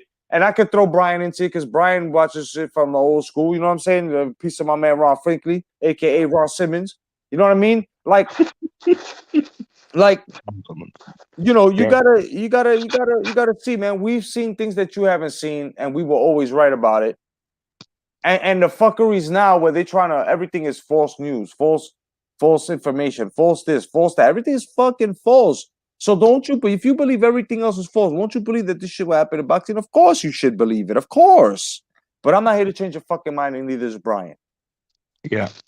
The thing is, I think Kovalev take better punches than that. You know, and him walking through it. So I was a bit strange at the time. I was like, okay, that was a bit easier than I thought it would be. You know, and I didn't even think at the time fix. You know what I mean? Yeah. But I might go back and watch that fight again. Yeah, man. You know what I mean? So that was my original thought. I seen Kovalev take better shots than that and walk right through it. That was my first thought, but you know, I thought, okay, maybe Canelo has more power than I thought. It's like a fucking Mighty Mac and shit from fucking Super Punch Out and shit. Like, come on, bro. Like, you know, it's to the point, man. You know, I look at it and I laugh. There's some fights that are really, you know, apology, man. What's going on? There's some fights that are, you know what I'm saying, really real. And then there's some fights that you could tell. Look, there was a dive. What was it? The Ortiz fight. Somebody said the other fighter took a dive too. Some fight that just what's his name? The Chang boy, the Chinese boy, Chang, I think his name was. Yeah, some shit. Yeah. They said that shit was fugazi too. I mean, come on, guys. Like it does happen. It does happen. And you know, motherfuckers believe that Sonny Liston took a dive against Ali with the ghost punch. And I could play that shit right now in slow motion and show you where the punch was. Yeah. And motherfuckers would be like, oh shit, really? Yeah. There was a punch. It was just too fast for you to see or them to see at that time. Ali was way ahead of his fucking time. Yeah. Remember back then too, the frame rate was 12 frames per second. Right. Now we get frame rates of 60 frames per second. Right. Some even 120 frames per second. So imagine 12 frames per second Ali throwing a punch. Right. You know, You and know what I then mean? At and an then angle, at a bad angle where you can't see it. all right. You know what I mean? Like, you know, like, I mean, it's all it's all good. People are entitled to their opinions, of course, and then but does your opinions, if you're gonna try to make it fact, at least you gotta come with the fucking, the research and the facts. Like, you know, people like to call Mike Tyson a bum, or he's overrated, or I mean, listen, man. First of all, when people talk about Mike Tyson in his prime, Mike Tyson didn't have no fucking prime. Mike Tyson's prime was taken from him in jail, bro. yeah, Let's get that shit straight. yeah, Mike Tyson had no prime. My man was 19. His fucking boxing career was discontinued. What? 5 years after that? yeah. So he was 24, 25 when he went to jail. Right. And He came out when he spent was 3, what? 4 years in 30? jail. Yeah. How long did he spend in jail? 3 or 4 years? He spent what? 4 years in 4 years. jail. So Yeah, you feel 4 years in jail. Those 4 years are like taking 8 years away from a fighter. yeah, On top yeah. of that, he Especially aged. heavyweight. Yeah, he aged. He was only able to do calisthenic. He lost a lot of callus in his, on his body. They weren't able to, he wasn't. When he came out more cut up, and when he came out, he started pumping iron and getting big again and fighting and shit. I would have to say even the Bruce Seldon fight looked like a stage fight to me, Yeah. because Mike This, was this way over, and I'm a big Mike Tyson fan, man. I'm unbiased. I even yeah, I even give it a Mike too. Like, I know that Bruce Seldon fight was fucking fixed, bro. When he fell down and he took his mouthpiece out of his mouth and then looked up at Mike and then put his head back down and just kept looking at the lights, I was like, come on, bro. You know what I mean? yeah, yeah. The thing with Mike was, for me, it was all about discipline. He needed discipline to be who he was. And the second he lost that, and I'm gonna affiliate this with the death of Customato. That was the second any discipline in his life left him. And after Yeah. that, there it was on mostly on reputation and on Right. on Right. people afraid of his power. Right. But you look at Mike Tyson under Customato when he was disciplined and when he was taught how to box, his head movement, his footwork, his his combination punching, to when he fought when he fought Evander Holyfield, he was throwing single shots. That's not Mike Tyson. That's not the Mike Tyson I grew up watching. And he lost years. He lost years on that.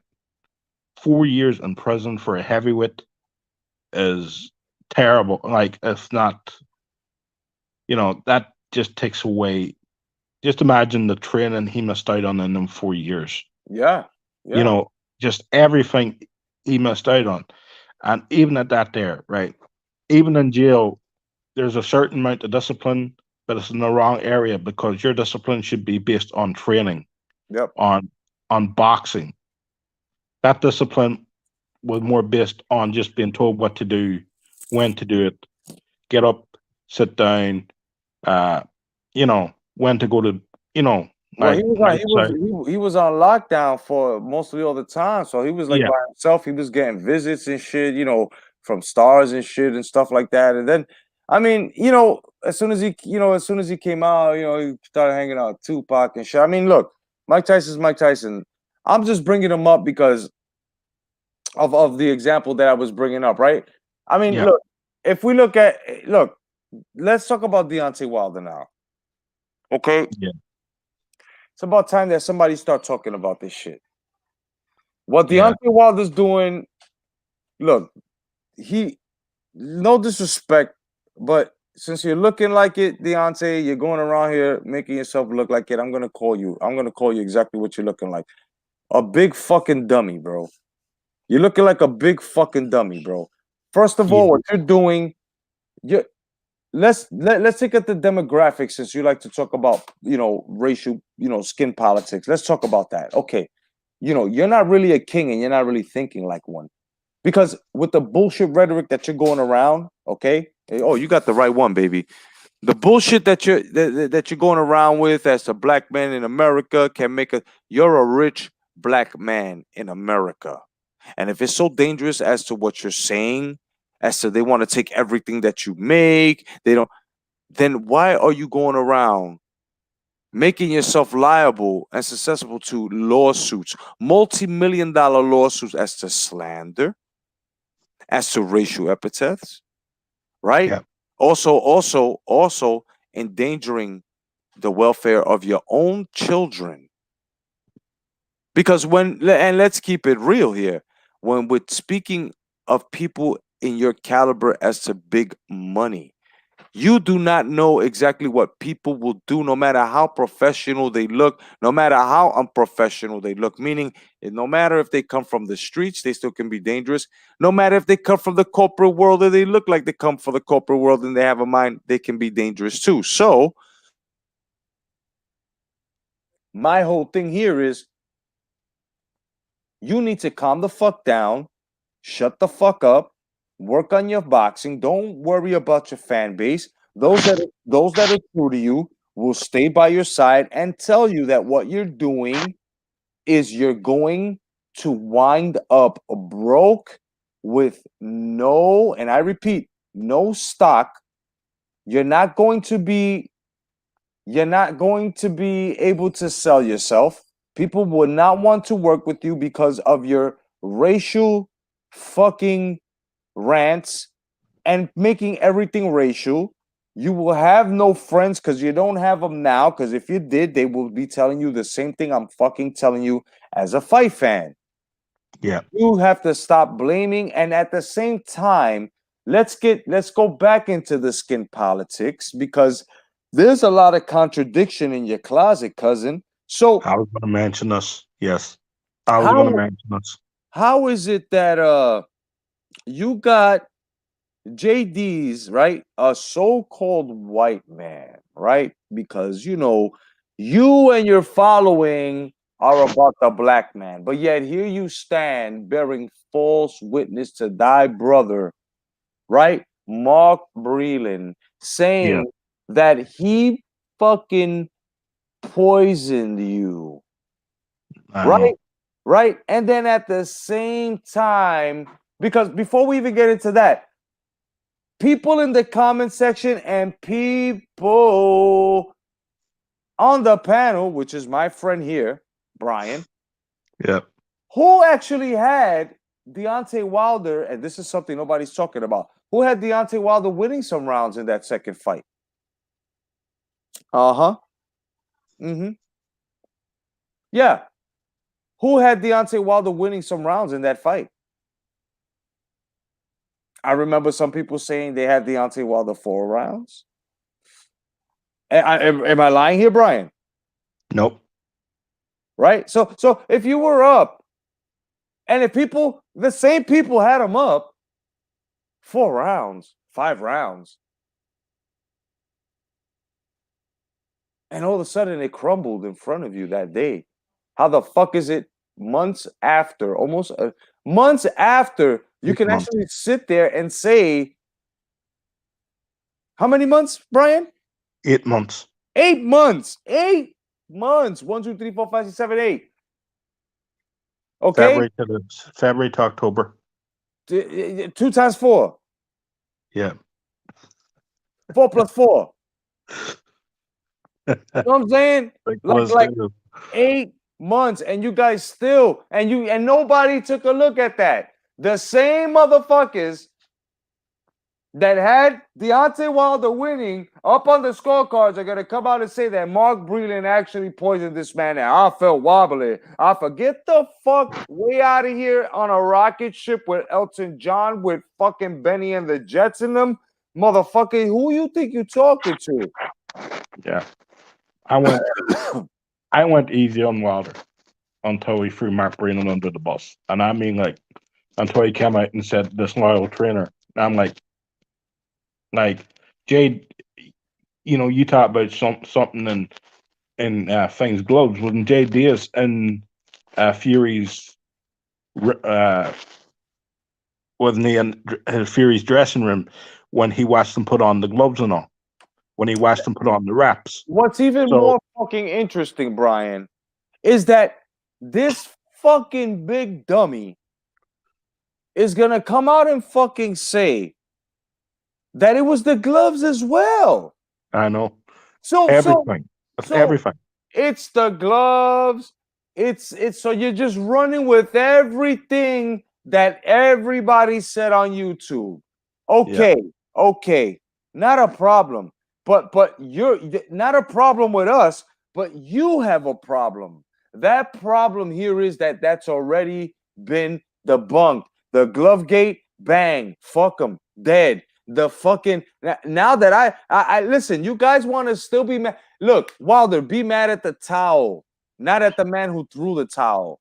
The man who threw the towel, if you're trying to say that that was poison, like in a metaphor type of way, if you're trying to say what Mark Breland did was poison, if you're trying to say that, okay, I can understand that with a third of my knowledge. But what happened to the rest of it? You fucking lost me, buddy, you big dummy. I cannot see you. And I repeat again, you fucking big dummy, you remedial boxing in life taking motherfucker. I cannot understand where you come from except for this. You're a sore loser. You're really not made from any type of fucking cloth from any champion because even Riddick Bowe had a right to throw away his fucking title and he did it with class. He explained himself. You're going to say it was a glove, which was the bunk. You're going to say it was poison, which was the most funniest thing that ever made me laugh. I recorded it here on YouTube. I shared it with you guys. I mean, I'm not kidding when I'm fucking airing you out right here. I mean, you should be called fucking Deontay the Vince Wilder because you're going with so much air. You're aerodynamic right now, the way Jesus Christ, I just aired you the fuck out. Like, you make no sense. All of you fucking people we're still on this 8 months. Besides the other abuse of fucking 3 years of fucking Deontay Wilder dick sucking and nut clapping across the fucking nose, nostrils covered up. They have to breathe through their mouth and they still got fucking Deontay nut molasses. I mean, we got a fucking 8 more months of abuse with this shit. And then finally, your fucking king, your twerk king comes out and fucking, oh, yes, it was the gloves. It was Mark Breland. But yet you guys are going against the code, aren't you, you fucking morons? Huh? You big dummy? Aren't you going against the code that you're not supposed to go against a black man? What happened now? What happened to go with the code? Stay on code. What happened to that? What happened to all of that shit? You guys are more full of shit than a fucking 8-year-old's underwear, bro, after playtime before it goes into the laundromat and horrifies his mother. Yeah. Like anything I had with Deontay Wilder, any bit of respect I had for him, I lost it. Just I don't give a shit about the claims on the gloves. That's been disproven already, again and again and again. Throwing Mark Breland under the bus. A man who's been loyal with you for 10 years. He's shown no disloyalty to you. Okay, he's come out and he's criticized your boxing skills in a couple of interviews, saying he could do some things better. Right? But that's what a trainer's supposed to do. Right? Right. But the fact that I believe he's the only guy in your camp who would actually say no to you and you're going to have to do this instead of doing what you want to do. This is my thing with Deontay Wilder. He's looking for yes men around him, and I don't think Mark Breland was a yes man, and I think he was looking for an excuse to get rid of him anyway. But here's another thing: probably after Mark Breland signed a disclosure agreement where he can't talk about anything, then Deontay Wilder, and he fires him. Then Deontay Wilder comes and throws this man under the bus. That's fucked up. After an undisclosure agreement where Mark Breland probably can't even come out and defend himself. Yo, That's what fucks me up. He probably did sign one. And then Wilder throws him under the bus. Fuck that. I give this man no respect. No respect. And I'm going to tell you something right now. From now on, every time Deontay Wilder speaks, bro, I'm picking my nose. All right? Fuck that. I'm picking my nose like a retard. and I'm gonna act like a retard, and I'm just gonna pretend like I understand what he said. First of all, the reason why I say this, and everybody should just whenever he speaks go into retard mode and just lose all understanding in life, bro, like he wants you to, because this man actually said that the test came back, and I was the first one to report this shit. The test came back and said that the doctor told him he had H2O in his Yeah. blood. Okay, Yeah. now we all know what H2O is. Yep. We all know what H2O is. So not only does his brother think that he's a forensic scientist with this Autopsy. autopsy report, meanwhile his brother's still fucking away. I mean, Return of the Living. It's true that people did vote because Deontay Wilder's living, right? But Yep. he has an autopsy saying he has a fucking dent in his cranium. All right. And now we have Deontay Wilder talking like he's a CSI fucking agent, giving us I heard. results as I to heard. H2O being in his blood. I heard Wilder voted for Biden. You know what I mean? The dad vote. Yeah. I mean, does the stupidity all link up together, guys? I mean, come on, man. This is beyond ridiculous. Yeah. You guys wanted variety talk, and you guys wanted it with boxing. And unless anybody else wants to change the subject, I'm gonna call it and say that Deontay Wilder's a stupid motherfucker. He is. Okay, He is. you And threw a even man, you threw a man who everybody knows has integrity. Everybody knows before you. Everybody knows that this man has never made an excuse for his losses. Has fought great as a great amateur. I mean, you're a fucking scumbag, and people look at you now like, bro, you're pathetic. yeah. There's no coming back from this. Yeah. And also, I was going to say something and it sort of slipped my head. About Wilder, but it's just slipped my freaking head. And do I know something? As soon as this call ends, it'll probably come back to me. No. You can always bring it back up. Yes, Electro Jet. I was wondering, did the Mandalorian's new episode drop yet? Because I'm waiting for it. The first three have been magnificent. I love the first episode. At the end it was a treat. We keep seeing the armor. I can't wait. I cannot wait. I keep hearing Ashoka's in this one. You know what I mean? What's up, Christian NWO? Yeah. Oh yeah. I remembered. Wilder is coming out and he's talking in the character of the Bronze Bomber. He's not coming out talking as Deontay Wilder. He's not coming out talking as someone who's genuine. He's coming out talking as his character that he wants to play. He wants to be the new king of Wakanda.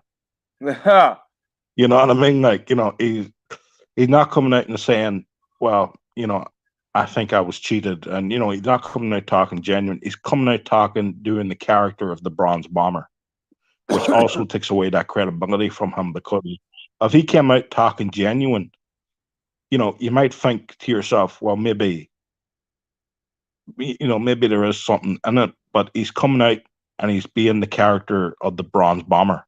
Yeah, he's being a fucking bum. A bronze bum. Yeah, exactly. Mike from Boston, what's going on, Mike? Electro Jet. I mean, I can't really speak on it because I can't. I'm waiting for the season 2, the new episode. So I don't know if it came on or not. So I can't answer that question. Yeah. Yeah. What show's that today? The Mandalorian. I might look into that. Yeah, it's pretty good, man. Disney Mandalorian. I mean, I'm waiting for. I'm not sure if the last episode dropped because I just finished coming back from vacation with my man, the Star Wars dad. We chilled out and shit. That's another thing. Man. Oh How'd man, you get on? Just go to I go to Putt Locker. Oh, nice. Yeah, I go to Putt Locker, which is free. You can go to it too, putlocker.com, and you can get TV series there for free and stuff like that. So no, not that there. How'd you get on your holiday? Oh, it was awesome, bro. Man, we had a good fucking time, bro. The hotel was fucking awesome. It was a beautiful fucking hotel where we stood at. We had the express line for rides and shit. Universal, Universal was great, man. And I'm gonna bring it up on the next the next live that I do with Politics with Vulgarity about how they tried they crashed the economy over there, man, and it's still spectacular, but it's just, man, it was low in capacity, you know. Yeah. But Yeah. yeah, but we'll talk about it, man. Oh, okay. Yeah. No, I'm just glad you had a good time. It's good Yeah, to get away sometimes. I need yeah, a holiday myself. yeah, no doubt. My, Thanks, Electrojet. Yeah, OG Boogie. Anybody? I'm gonna put the link in the chat if anybody want to come in. There's the link. You know what I mean? But yeah, man. Me personally, bro. We had a good time, man. Transformers: The Ride was awesome. If you follow me on Instagram, yeah, yeah. yeah, you can check it out. I recorded the ride. Kong Skull Island was awesome. I didn't like that Cool. mummy shit. That shit almost broke my fucking back because it's an indoor roller coaster. It's shit and it's fucking crazy, man. The G forces on that. I lost my white pair of glasses. I gotta get them, but I had a good time, man. This shit was awesome. Oh, that's cool. Man, we As went. long as you enjoyed yourself. Yeah, man, it was fucking great, bro. That shit was great. Yeah. Everybody, welcome Electrojet. What's going on, Electro? Hey, what's up, man? What's up? How you What doing? up, What's going on, OG? What's going on, OG Boogie? What's up, Papo? What's Yeah. up, Brian? What's up, Mr. Doran? Yeah, what's up? it's either Jorge or Jed. It don't matter. If you're white, I guess you can call me Jed. Nah, soy puertorriqueño, Papo. Pero yo también, brother. Eso mismo. Yo soy Oh, puertorriqueño man. dominicano. Oh, Brian, you're fucked because you're in between a bunch of Puerto Ricans, bro. I'm here too. No, we I gonna know. make Brian. We gonna make Brian our Puerto Rican brother from No across doubt. the pond. So Alright. right now, Brian, your last name is Rodriguez. So you Brian Rodriguez. Eso mismo. Brian, Yeah. I'm Rodriguez. Yeah, that's cool. That's cool, lads.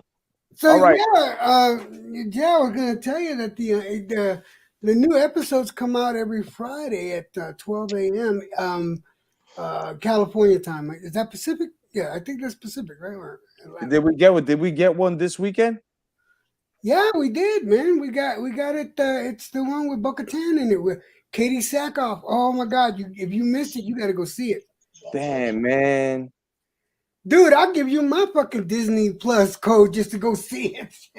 Shit, man. I gotta see this shit, bro. Dude, It's like I'm not I gonna spoil it for you. I'm not gonna spoil it for you. I'm just gonna say, but first of all, I'm a big old Katie Sackhoff fan ever since Battlestar Galactica. So it's like since then I've followed her. She was on Longmire, great there. She's an excellent actress, and I'm happy now that she's finally in with Disney, which is possibility for her getting into like maybe a Marvel movie. But I'm glad she's in Star Wars. She's a definite good addition to the family. Yeah. Yeah. Okay, I'm just throwing up images here as Kitty Sackhoff. Oh, Katie is badass. Have you ever seen that one Riddick movie? She's the one chick that said that he's gonna go balls deep into her. yeah. Yeah. That's cool. But yeah, no, the show definitely has a lot of crossovers, and it has a lot of Easter eggs as far as Clone Wars and Rebels, Star Wars Rebels. A lot of stuff in there, man. Once you see it, you'll see what I mean. Yeah. Yeah, I gotta start watching more movies. I haven't watched a lot of movies recently. That's the thing. Dude, I've been Gotta stuck watch. inside. I've been having to do nothing but watch movies for like since March. Yeah. I don't know. Just never really watched movies. I'd go to the odd cinema show if there was something on, but not really a movie. More of a TV series watcher. Hmm. Yeah. I like the continuous episode. Going to the next one, seeing where things go. Like, Oh no, I was that way too. I was that way with what was it? There was a couple of shows. I think it was Umbrella Academy, and then also what's the other one? The other like superhero one. Let's see, Umbrella Academy, and another DC one. Well, yeah, you could binge watch them, and yeah, I like those. But it's always good to have those ones that actually do come out every week because it gives you something to talk about and focus, and just it's one of those watering hole conversations. You know what I mean? Yeah. Yeah, for me, it was Daredevil. I like that show. Oh, Daredevil! Oh man, yeah, I was a big fan of Daredevil and Luke Cage. Luke Cage was awesome, man. oh, Luke Luke Cage Cage, yeah, was great. badass, man. Yeah. But I gotta say, Um, out of all of them, I gotta go with the Punisher, man. Oh, the Punisher was awesome. Punisher is awesome. Yeah. Yeah, the Punisher, man. Who They was doesn't like Frank Castle? And John Bernthal, I think he played the Punisher perfect, especially for that show. Yeah. Like, who doesn't love Frank Castle? That guy's crazy. You know. Yeah. No, that was a good. He's like show. he's like one of us. If something like that happened to us, we'd lose our shit. They're gonna be Oh, on yeah. our bodies. Oh, yeah. Yeah. Kid, tell me if that shit wouldn't happen to you, you wouldn't do the same thing. Hell yeah. Hell Yeah, yeah, definitely. bro. Definitely.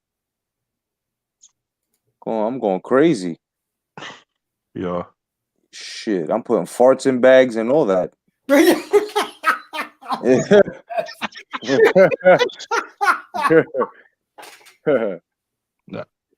Yeah. What have what have you guys caught up on? What's the latest one you got on you're up to? Well, I saw last week's Mandalorian, and that shit was awesome. I mean, that what was with the spiders and shit. That shit was fucking creepy, but I loved it. I wouldn't. You know what bothers me? Did you like Game of Thrones at all? Yeah, somewhat. Why didn't they put spiders like that? There was supposed to be ice spiders in Game of Thrones, especially in the last season. Why didn't they do that? If Disney could do it, they could have done it. Yeah. What do we get? A fucking polar bear. Right. A polar bear, and the dragon was cool. I'm not gonna lie, the dragon was cool for sure. Yeah. Yeah. I don't know. I'm halfway through. I didn't watch Game of Thrones. I'm halfway through it at the moment, so. Oh fuck! I'm over here spoiling it for you. I'm in season 3, so I might get a finished binge watch before the weekend. Oh, dude, you got some good stuff coming up. You're in season 3. Good. Oh yeah, you got some good stuff coming up. I'm in episode 4 in season 3. I finished, so I'm going to episode 5 next. So, so I'll get the whole thing watched, and then we can discuss how you want on it, because I hear it was good. My brother's a big fan. He goes, "You should watch it. You should watch it. You should watch it." And I always meant to, and it just never happened. And then I'm like, you know what? I'm just going to watch it. So. No, I feel you on that. Jay, let me ask, Jay, I wanted to say, because I tried to say in chat, man, earlier, I'm sorry if I made things uncomfortable, because I know how you guys feel. Y'all are passionate. I did not mean to make anybody feel uncomfortable last week whatsoever, man. About what? About my views and stuff like that. Oh, no, man. We always talk, bro. She gets more heated with other motherfuckers on here with boxing. Yeah, and that's another thing, man. I have not been in the boxing game in like 8-9 months. Not because of COVID or anything like that, but it's just I haven't been into it. When you get into one of those things, like, I'm not gonna watch that. Well, I don't like this fighter, and I don't like that matchup. If you ever do a show, right, where you're talking about classic fights and you're talking about 70s, 80s, and 90s, dude, I'm all in. I'm all in because I'm ready to argue. Yeah, bro. I mean, we always talk movies and shit on here. We always do that shit. Yeah. Oh yeah. Yeah, I make a good argument myself. Yeah, my boxing knowledge is mostly from the past, because that's the shit I grew up with Ali, man. I'm 55. Yeah. Yeah. A lot of people's boxing knowledge is from the past. you know, I know my dad loves boxing, right? But if you asked him about fights in the last 10 years, he wouldn't be able to, you know. No, I can tell you some good fights in the last 10 years, and I Yeah, can say, but I'm just saying from his perspective, you know, like fights in the last 10 years, he sort of fallen out with it. yeah, that's You how know. I am. Like this year, I haven't seen boxing. I mean, I haven't watched boxing at all. In fact, Yeah. Since Ronda Rousey lost as humiliating as she did, I haven't even been into MMA and stuff like that. It's just like I'll get back into it eventually. But I love my historic boxing matches, man. I talk about Joe Johnson any day. You know, I'll talk about Dempsey. I'll talk about Ali, Frazier, because I watched those live, and Yeah, that's those were amazing fights. You know what I absolutely. mean? It's like my stepfather made sure we saw the Thriller in Manila. You know, we saw Foreman and Ali. To see those things live back then when it was almost you know, it makes an impact. You know what I mean? Oh yeah, I can imagine. I can imagine what I'm a little bit younger than, you know, I'm 37, but um, I can imagine what it was like back then to watch a big fight and the excitement and the, you know, uh, you don't get that now. You don't get that excitement from, like, my dad remembers watching from Manila and Rumble in the Jungle. Yeah. He watched both of them fights, and he said as a young man he was excited to watch. You know, like, It was so but they were cool. big events, and the fight of the century, Joe Frazier won. You Me know, and my stepfather and my little brother, we got to go see Ali fight in Shea Stadium against Ken Norton. yeah, That you know, that Jesus. that would have been crazy. Yeah, it was. We were in I'm the jealous now. European section, but we didn't give a fuck. Yeah, Sure. jealous now. You know, I wouldn't mind being a few years older to watch that. Tell you the truth, you know, Jay, to what go have you live and watch. have you been to any big boxing matches, Jay? Have I been to any big boxing matches? Yeah, you know where you go there and stuff because that's the only one I've ever seen. Just close circuit. Like, you know, when I was younger, my father used to take me to close circuit Yeah, boxing matches. my stepfather took me. I mean, not took me, but we saw a bunch of closed circuits in all Ali's fights, and yeah, he loved Ali, and I ended up loving Ali and stuff. But Yeah, to watch, for some reason, don't ask me why, I couldn't stand Holmes. I Mary couldn't Holmes. stand Well, Holmes. I wanted him to lose every fight he had. I wanted him to lose. yeah, I can imagine.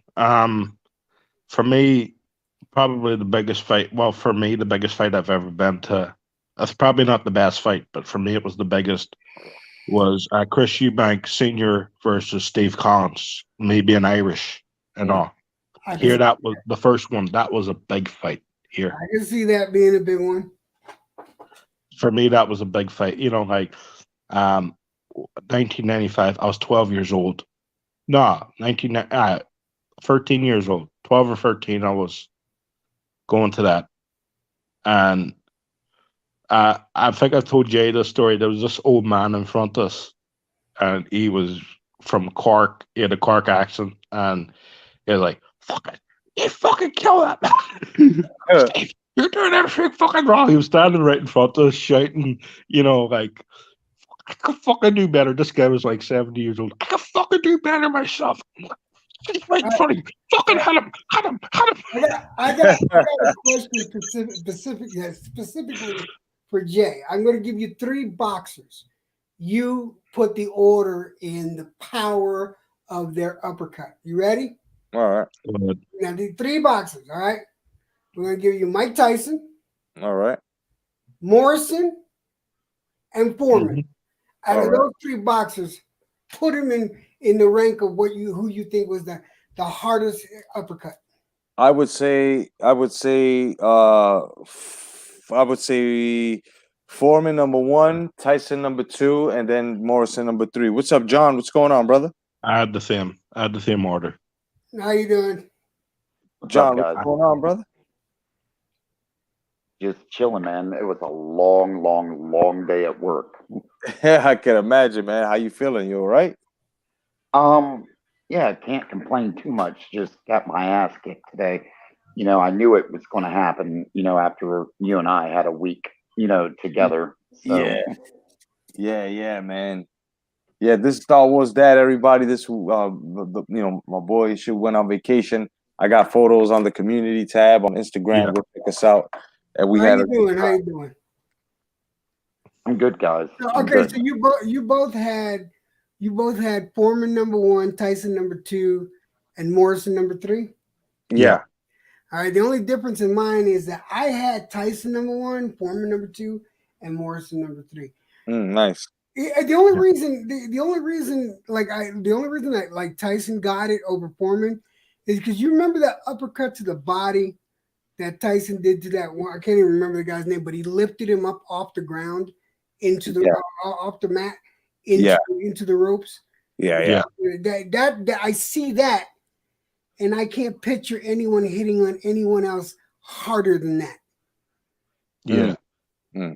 Because you'd have to think that broke a rib or something. Yeah, hell yeah, that shit did break a rib. What's up, OG? What's going on? Man, I'm sorry about that, man. My phone was dying. Stop lying. You had to take a shit. If I had to take a dump, I'd just casually put it on mute and just go ahead and do it.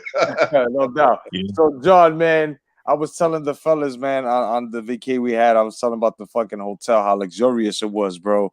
And I told them about the fucking the mummy ride, how that shit. I lost a pair of sunglasses, I fucked my back up, but all the other rides, man, were fucking awesome. Dude, it was so funny to see you on that Jurassic Park ride, man. I mean, it was so funny because once we got up there by the Tyrannosaurus Rex and we started to come down, you literally turned white. Hell yeah. Yo, that T-Rex, bro, that shit is life size. That shit is huge. I got it recorded. That shit is huge, bro. That shit scared the shit out of me. Yeah, that's cool. Yeah. I would have enjoyed that myself. I mean, you So literally turned white.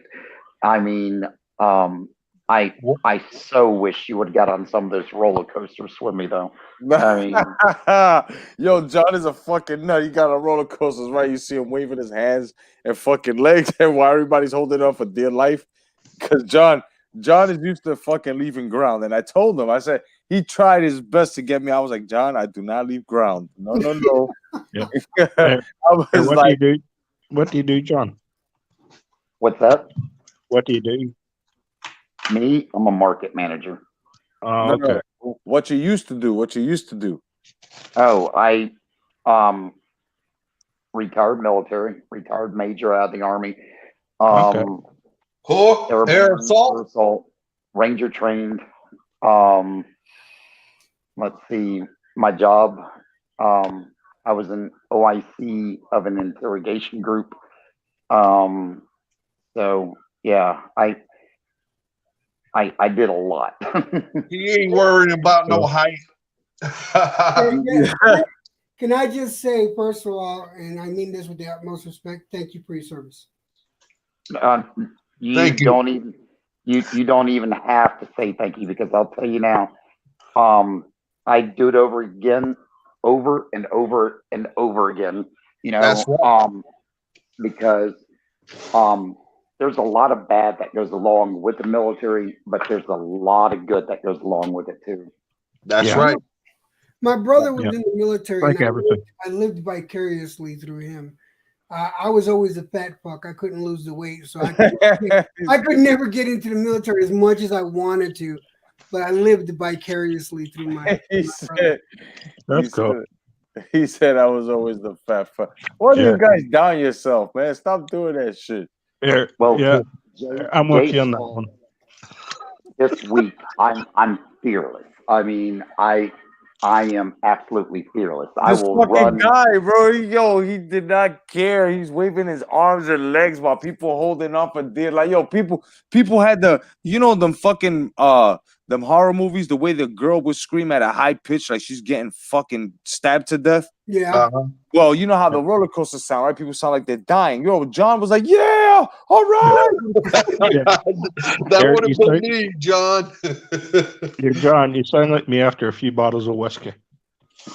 Absolutely fearless. Hey, John, you Oh. ever had any Halo jumps? Yeah. Matter of fact, 3-4 years after I got in, and they sent me to Bragg for training.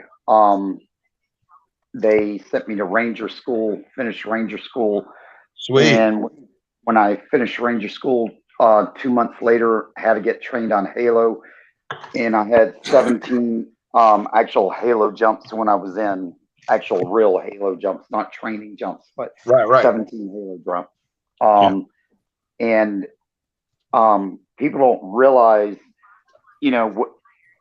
how scary a Halo jump is, because when you jump out, Especially usually, nighttime. well, when night, day, it doesn't matter, because you're jumping normally 40,000 to 45,000. Yep. John, still The there? mic- The government silenced him. Oh, John. You're silent, John. You're silent. Can't hear you. We're gonna call you Silent John. Can you hear me? Now we Yeah, can. All right, now we can. I told you, All right. man, it was the government silenced him. But yeah, Halo jumping, it's no joke. It's absolutely no joke. I mean, I would take a regular jump out of a C-130 with a ripcord Yeah, any any day day. over a Halo jump. Yep. Yeah. But the Yeah. only thing I didn't like about the C-130 jumps, I hated the dreadful packs. Well, At least- see, it was so weird because, I was an officer, so I didn't have, like the packs on me and everything. My enlisted guys would always, carry my packs. And the only thing I had on me, like when I jumped, I would be strapped. I'd have like 2 revolvers on me and a weapon. Right. I got you. Okay. Cool. No need to inform me. I know about it. Well, you know what? When I was strapped, right, I had a Magnum. Oh.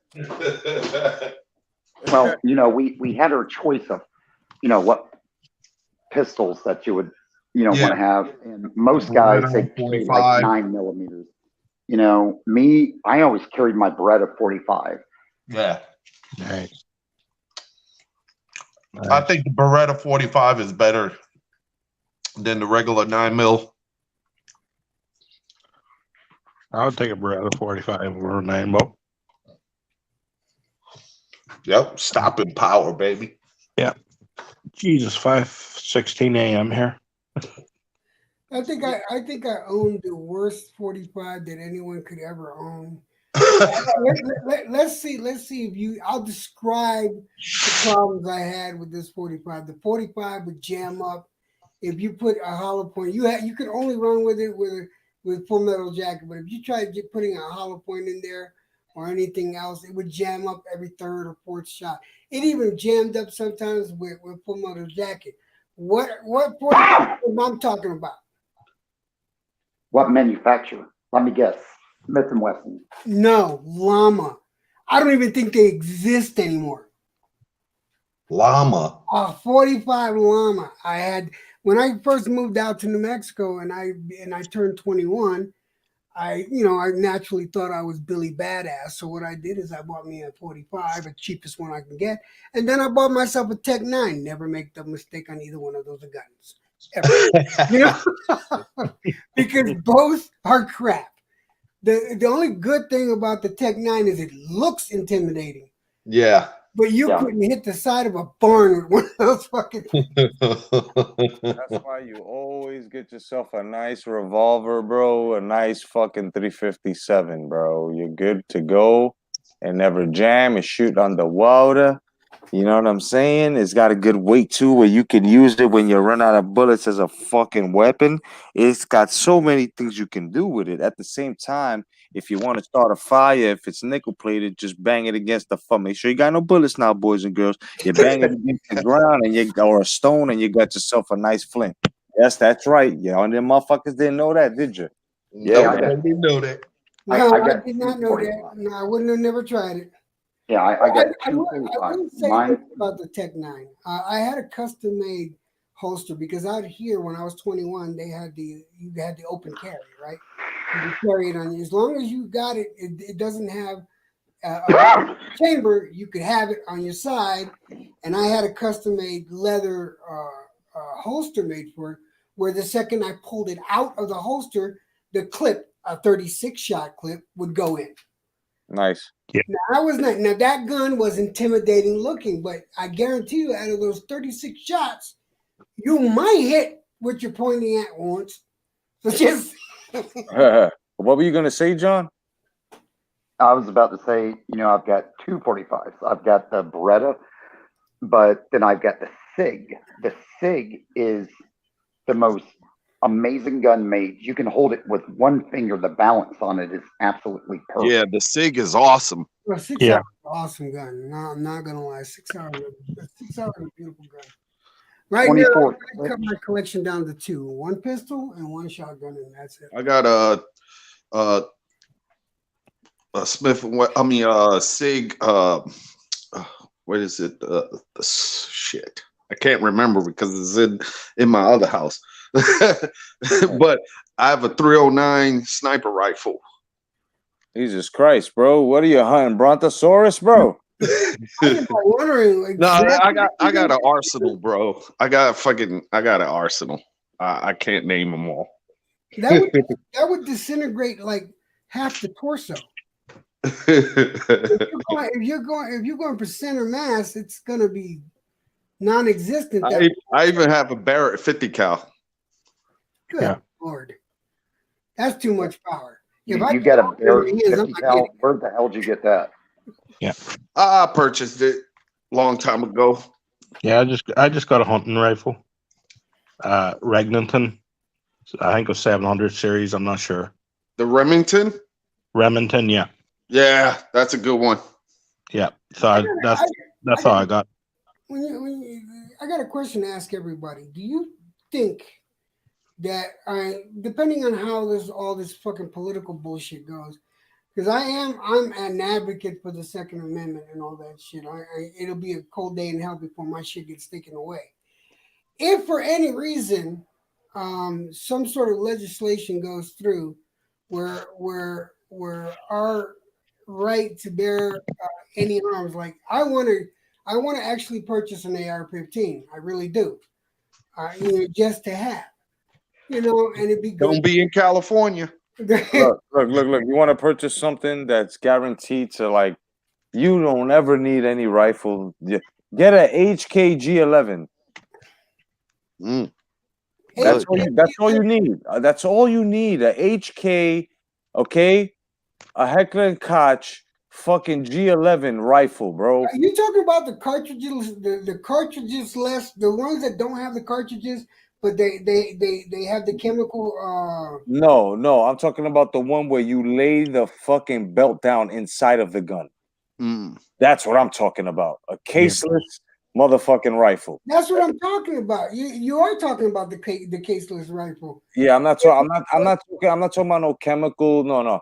The caseless rifle where you lay down the belts. You lay it down like it's doing like a number 8. like a 249 saw. And you just close the back and it's like like it's like you're talking Zeus language here with this. It's like a saw, like a what do you call them? The 60 cal. I mean not 60 cal. The fucking what's the other fucking belt driven shit? I can't remember all of them. Yeah, I'm not a fan of the AR myself. Rounds are too small. Hmm. They fire extremely quick and they've got a range, but the rounds are too damn small. Um, I'm much happier with the 30-30. The Yeah. 30-30 is beautiful. And how Yeah. about the John? How about the and G Boogie? How about the U.S. armed specialized one? The HKPSG. Well, the thing is, how much money do you actually want to spend? That's just the thing. Yeah, yeah. Um, I mean, yeah. Because the ones I'm talking about, man, things are like $10,000.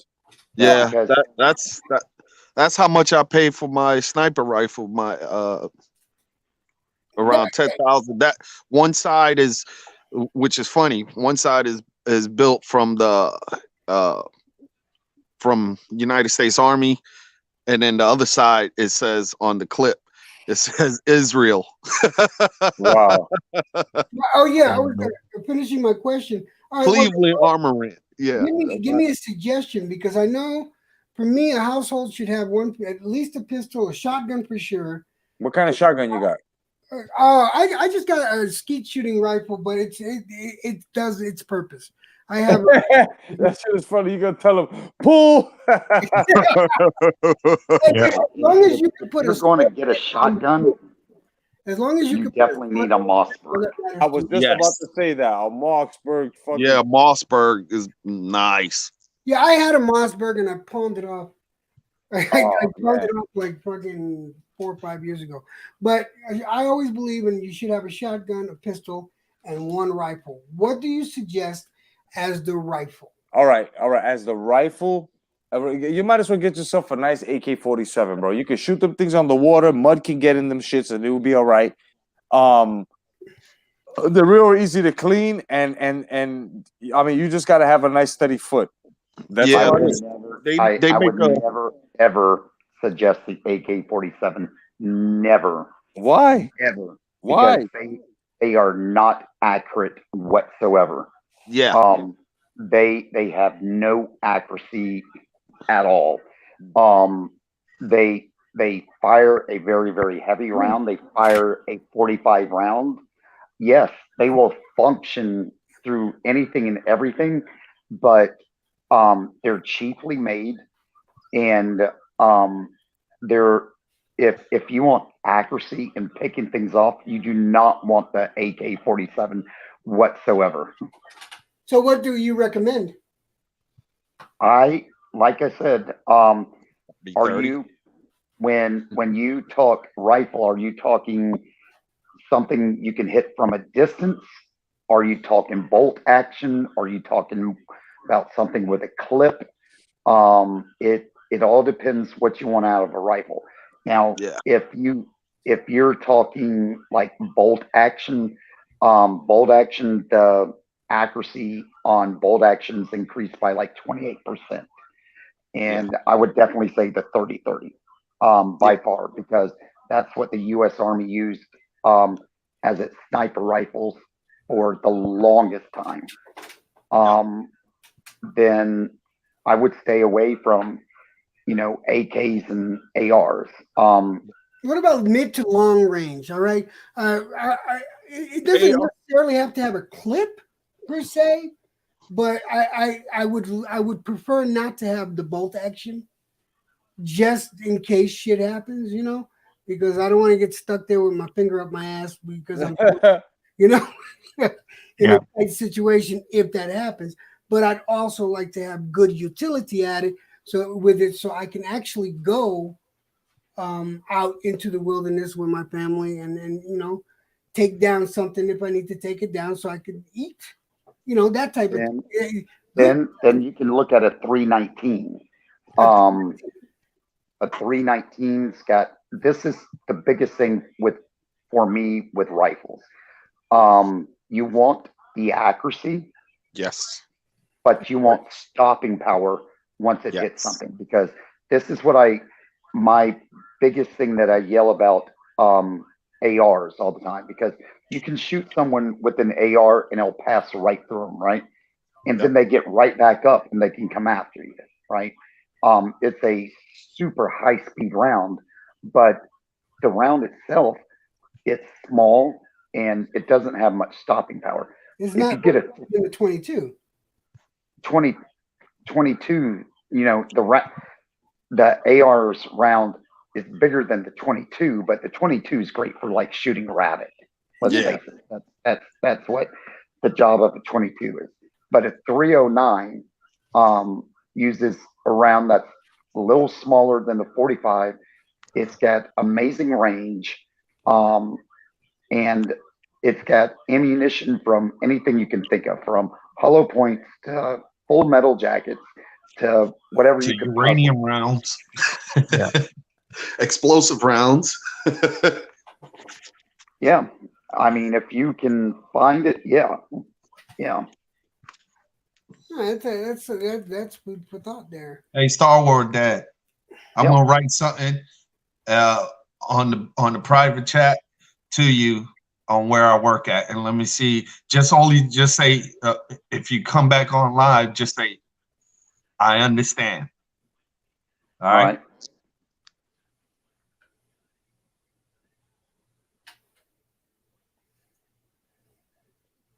But something I would even highly suggest to anybody and everybody too, if okay, I sincerely think we are moving towards civil war in the US. I really do. I would suggest to just about anybody to even pick up a crossbow. Yeah. No, yeah. Yep. I absolutely agree with you 100%.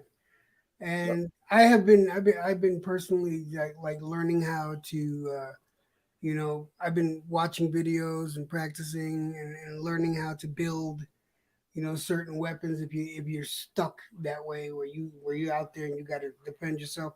I've been doing that, but yeah, definitely a crossbow I feel would be a prerequisite for for survival. Yeah. Yeah. Well, with the crossbow, it's silent. So, you can shoot something with total accuracy and silence with a crossbow. Now, you don't have the range, and it's not going to, kill you half as fast as a, gunshot will. But, you know, a lot of training that we went through, was what herbs and things out in the wilderness to, put on the tip of whatever you're going to shoot, to poison someone, you know, and that we'll get into another time instead of being on air. Yeah. What would you recommend for the best silencer for a gun? Silencer for a gun. A fucking potato. It depends again on which gun you're talking about too, because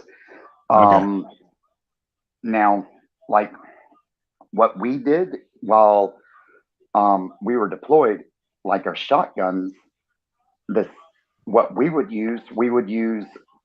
take like a Pepsi bottle and cut it like 3/4 all the way down, and put that on the end of the shotgun, and then muffle it around with cotton.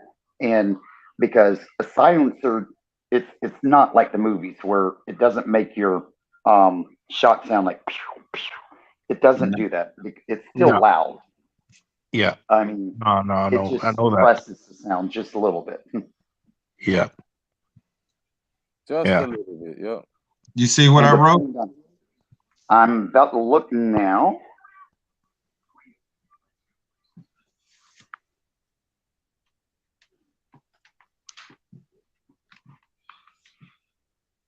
Oh yeah, I understand.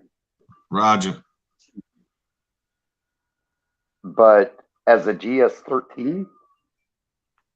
Yeah. Don't say no more. Oh, I'm not. So a GS13 is a gynecologist level 13. He gets to look inside, just so everybody knows. So OG's a gynecologist. Yeah. I love inserting my finger in the gynecology position. Fingers, fucking elbows over here. Oh. Hey, how big is your finger? That's what. That's what the women want to know. That's the thing. I have pretty big hands for a little short guy.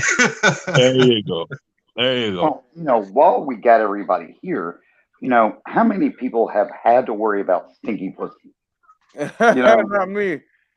How many I what? mean, how many people here have actually had to worry about stinky pussy?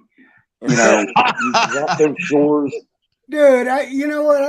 I'm embarrassed to say this. I ran into that a couple, 2-3 times. Oh. You do one of those things. You're making out with them, and you slowly going down. You get to the belly button, and there's this aroma that makes you go right back up. Oh, shit. Oh, you shit. feel like you're in a tuna factory. Oh, What makes it so bad too? When if a woman's just coming right off her period, she can't do anything about it because unless she gets in there and douches the shit out of it, it's gonna be nasty, because her body hasn't had a chance to, get its pH balance back. But yeah, I don't think there's anything more disgusting, than a nasty, nasty, nasty pussy because, Jay and I, we've talked about it, I won't go down on a chick unless she's absolutely fresh out of the shower. Yeah, she's got to be. It just basically smells like roses and it's nice and moisturized, and the lobbyists need to be as shiny as the fucking leather seating in a car, son. Like, you guys are making me feel hungry with us. So. Brian want to eat a bitch.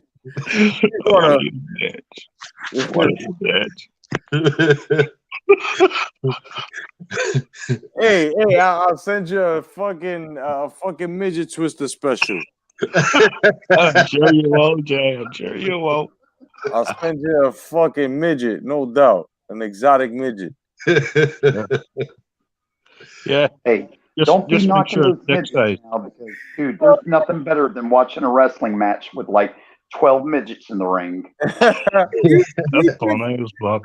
Yeah. I have my mic muted because my roommate walked in on this conversation about pussy, right? So I looked back at her, right, when I think it was Star Wars Dad that mentioned about the period or something like that. And she just went down the list and she was talking about she sat next to her girlfriend once. And friend, not girlfriend, friend, but sat next to her and she could smell her friend. Oh my God. Damn. And she was wondering, did she ever smell that way? And no one ever told her. So I'm sorry. I don't hold back. If someone's smelling, I could have left. She smelled the iron off her, bro. That's crazy. I'd be like, look, you're stripping the damn sweat off my brow with your stench. Bro, I would have threw her a pack of cotton balls, bro. Here you go. You might want to sit on that for a bit. Dude, I'd be like, no lie. I'd be like, we got to take you to the hospital. Right? So that bitch got roadkill her ass. She got staph infection. I'm not proud of it, right? But I was a little old gangbanger when I lived in New York in my teens and stuff. That's the last time I was out there when I was 18. But back when I was 15 and 16, I dated this one girl that was also in like a female gang, and I was gonna do shit with her, and it wasn't as bad as that one girl I described, but it smelled like underarm. Oh shit! Jesus, like pit, man. I don't know. So she smelled it like a rotten onion. That bitch was hiding a tuna melon. Yeah, this is exactly what I want to hear 5:40 in the morning. Yo, John, that bitch is hiding a fucking tuna melt in her pussy. Oh, dude. It's going to be so bad. Everybody's going to go to work tomorrow and be looking at their female coworkers like. I'm gonna have to be like looking at somebody and be like, "Crikey, Hey, I It's better a not be the blooming only one with onion. bad stories, man. I better not be the only one with the bad stories. That's all. Bro, so far so good, kid. Because motherfuckers talking about they running into fucking pussies that smell like feet and shit. Like, Like a Yeah. blooming onion. When I was 20 years old, I was in college. All right. And I learned the hard way. I was dating this girl that ran track, and she had come over right after her damn track meet, right? And Oh, I dropped those pants, and as soon as those damn shorts fell, I about threw up. It smelled so.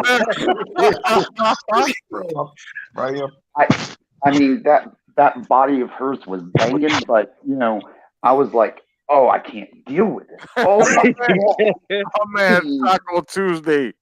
you should have told her go take a shower right at that I would have. stop. Go, just go. There, Dude, I would I have had told to you. open the windows and everything, dude. I'm saying like, My man hung a glade off her pussy. There, I would have told you to get a nose plug.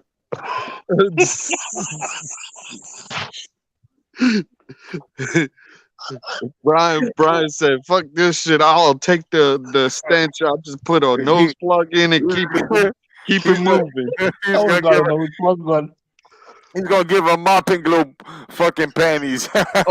Yo, best thing yet. You just do like fucking Silence of the Lamb. Put some Vicks under your nose. Oh, shit. Yeah. and dude, could you imagine like being a gynecologist, right? Oh man. Oh my god. These women that come in all the time, and they've got, like crotch Oh. and they have to be up in that shit every damn day. I'd be like, how the fuck can you take that shit? I wouldn't ever want to go home and have sex after seeing Yeah. that shit. Yeah, especially if you see like the fucking venereal diseases and shit, like the STDs. Oh, Yeah. all right. It changes your whole perspective on pussy. Can you imagine what a doctor reacts like when they see blue waffle? Ugh. Right, like it's like is there training for that? Like, reaction training for these motherfuckers? It's actually, yeah, they do train not to get emotional when they attending their patient. How do you think a female doctor react? A female OBGYN would react like, would you think like she's like, bitch? What the? Hey, She's probably like, damn, you must have had at least a whole bag of dicks to catch this. here, I I had once the had a most female. embarrassing Sorry. moment ever when I was in the army. It's a lesbian Right? doctor. Here, I once had a female doctor when I was getting a medical done for boxing. I had to get a medical done every year. Uh-huh. For the boxing training. Yeah. Right? And there's a part in it where you have to take off your, Yeah, your trousers. Let Yeah. your schlong hang. yeah. So I got that done, right? And she goes down, she pokes away at it. And I was starting to get because she was hot. Hey, I literally had the most embarrassing moment when I was in the military because we had a female doctor named Dr. Betancourt, and I worked with her all the time, right? And she was a urologist. Well, it was like January, and we were doing PT, and the roads were iced over, and I slipped and basically did a split, right? Groin So, split. I had to go to the hospital and get checked out because my right ball had swollen to the size of a freaking orange, right? And I ended up having what's called epididymitis. If you don't know what that is, the tube in your balls that carry sperm, it gets extremely inflamed, which caused my balls to swell, right? So they sent me to Dr. Betancourt, which I know inside and out, and she's like hot as shit, right? And so I get in there and she's like, drop your pants. I got to ultrasound it. I'm like, no, I know you. You know, I'm like, oh my God. And she comes over and she puts the ultrasound on my right ball. And as soon as she does, I get this raging hard on. Oh man, I was the man, same. that shit must I have was been the same. painful. I was the Oh, same with a shoot. female doctor. First time I ever met her. Right. And she goes, drop your pants. I'm like, okay. And she's down there and she's holding it and she's inspecting it. And next thing you know, I started getting Hey, why does hey Brian, tell me, did it smack her across the face a couple of times? oh, no, I think she ducked. She had the boxing act down. But no, She was I wish bobbing it and was. weaving. Oh, she was bobbing and weaving, yeah. But it was funny as fuck. So it was because I was sort of like half smiling to myself. I was like, yeah, you know, I was this one because I was with a girl at the time. You know, she wasn't that good looking, gotta admit. And this doctor was smoking hot, and she shot on my dick. I'm like, okay, now I'm getting hard. You know what I'm upset about? Right, that back in our day, the teachers they looked like fucking Sylvester Stallone in Rambo, right? Yeah, But the teachers of today, bro, that be fucking like pushing up on these 15-year-olds, bro. They look like fucking Victoria's Secret models, man. Where the fuck were they? Yeah, yeah, right? That's the yeah. shit that gets me mad. And you gotta lock these bitches up because they. But where the fuck were they? We wouldn't have had mine. Yeah, I know, right? What the fuck? We would have. Yeah, That shit that was was. integrity. That was integrity for me. She Dude, was. you know, I don't get it either because, you know, you get a man teacher that sleeps with a 16, 17-year-old girl, they lock him away for 30 years, right? Yeah, yeah. You get a female teacher that does the same exact thing and, oh, she just didn't know better and we're just going to put her on probation. Yeah, but Yeah. you think the young man doesn't mind? Where's the equal rights in that? Yeah. That's the fucking difference, though. The young man doesn't mind. You know, That's the difference. You got to admit though, if you were young, you would say no, put her back on the street because I want my chance. So, Yeah. Let me tell you something. And this is exactly what I would tell children of today. The reason why it didn't happen to you and it happened to me was because I went through it, so you wouldn't have to go through it. You know what I'm saying? Yeah. That's exactly what I tell them today. Because man, listen, bro, I don't care. Had it happened to me with a female teacher of today, son, my way. Listen. I'm quiet as kept. I'm fucking you through the summer, the winter, bro. The next grade, and I don't want to hear that you fucked my friend. No. You're my fucking teacher. I want extra credit for this too, by the way. You know? Damn right. I want to be an A student. Hey, it wouldn't matter to me because even if I'm going to the next class and I'm like, I'm not even her, and she's not teaching my class, I'm still fucking her, bro. Yeah, I'm gonna be like, yo, I'll be at the end of the term, graduating. I'll be cum laude. Bro.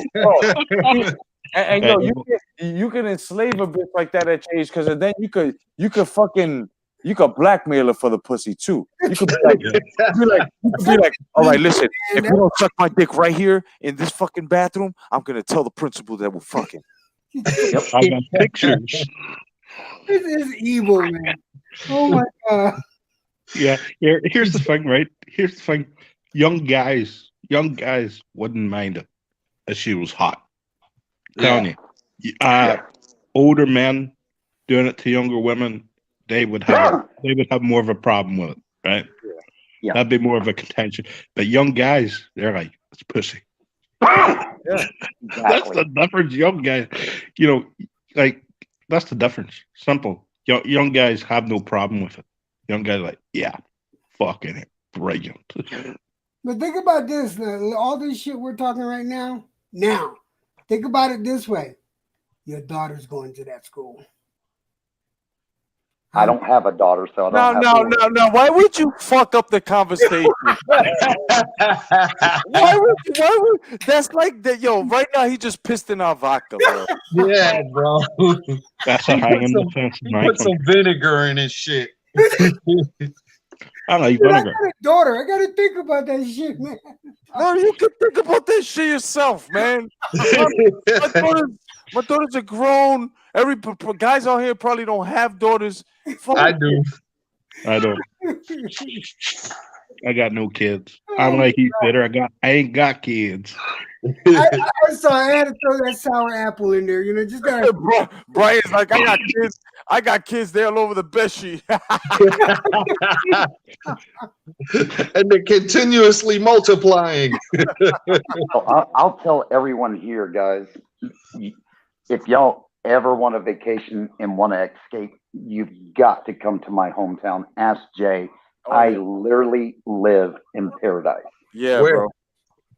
I'm in Panama City, Florida. Oh, you're only 2 hours away from me. Oh, now you say Where this. are you? Bro. Now you say this. Oh, yeah, bro. now you say this. Bro, I told you Oh, I was in the Emerald Coast. What is the Emerald Coast? In between Pensacola and Panama City. Are you there Yeah. now? Still, are you still there now? Yeah.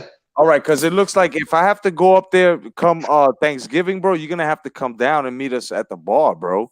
Bro, at Thanksgiving, I'm going to go see the family, bro. John, should we karaoke this guy? Oh, yeah. Karaoke. I love karaoke. Bro, Now, I'm married to you're a 2 hours away. Filipina, man. That's all we do. You got to be in Pensacola if you're 2 hours away. Huh? You got to be in Pensacola if you're 2 hours away. 45 minutes before Pensacola. But don't say, hey, here, I'll text it to you. Hold up. Gotcha. Yeah. Here, if I ever come down, I'm going to Florida. So next time I go to America, I'm going to Florida. Hell yeah, bro. You let us know. Oh my God. To go to Florida for Disney World. Right? That's Disney World down there, right? Well, Disney and Universal and Legoland and SeaWorld are all in Orlando. But let me tell you about Orlando when we went down there. I haven't been so pissed off in such a long time because every single bar that was in Orlando was closed because of COVID. Yep. Yeah. Well, I want to come to America when Donald Trump's back as president again. If that's 2024, if that's 2021, and when everything is opened up again, right? I want to come and just go drinking, chat up women, try to get women. Yeah, I'm And so far away because I'm over here in fucking the land of entrapment. I'm over in New Mexico, man. That's like a 17-hour drive for me. Dude, Yeah. New Mexico sucks, man. No, New Mexico is beautiful. It's a beautiful country. It's just Did you just say beautiful? it's country? beauty. It's beautiful country. Yeah, you got all kinds of shades of brown. You got shit brown. You got brown. You got diarrhea brown. You got cactus No, brown. you got dirt. You got mulatto brown. But you have no women, no beaches. Let's see. You got heat, lots of heat. Oh no, we got some women out here. We got some Mexican girls out here. What? Be like, órale, Chevala, ¿cómo está? yeah, I need myself a Mexican woman.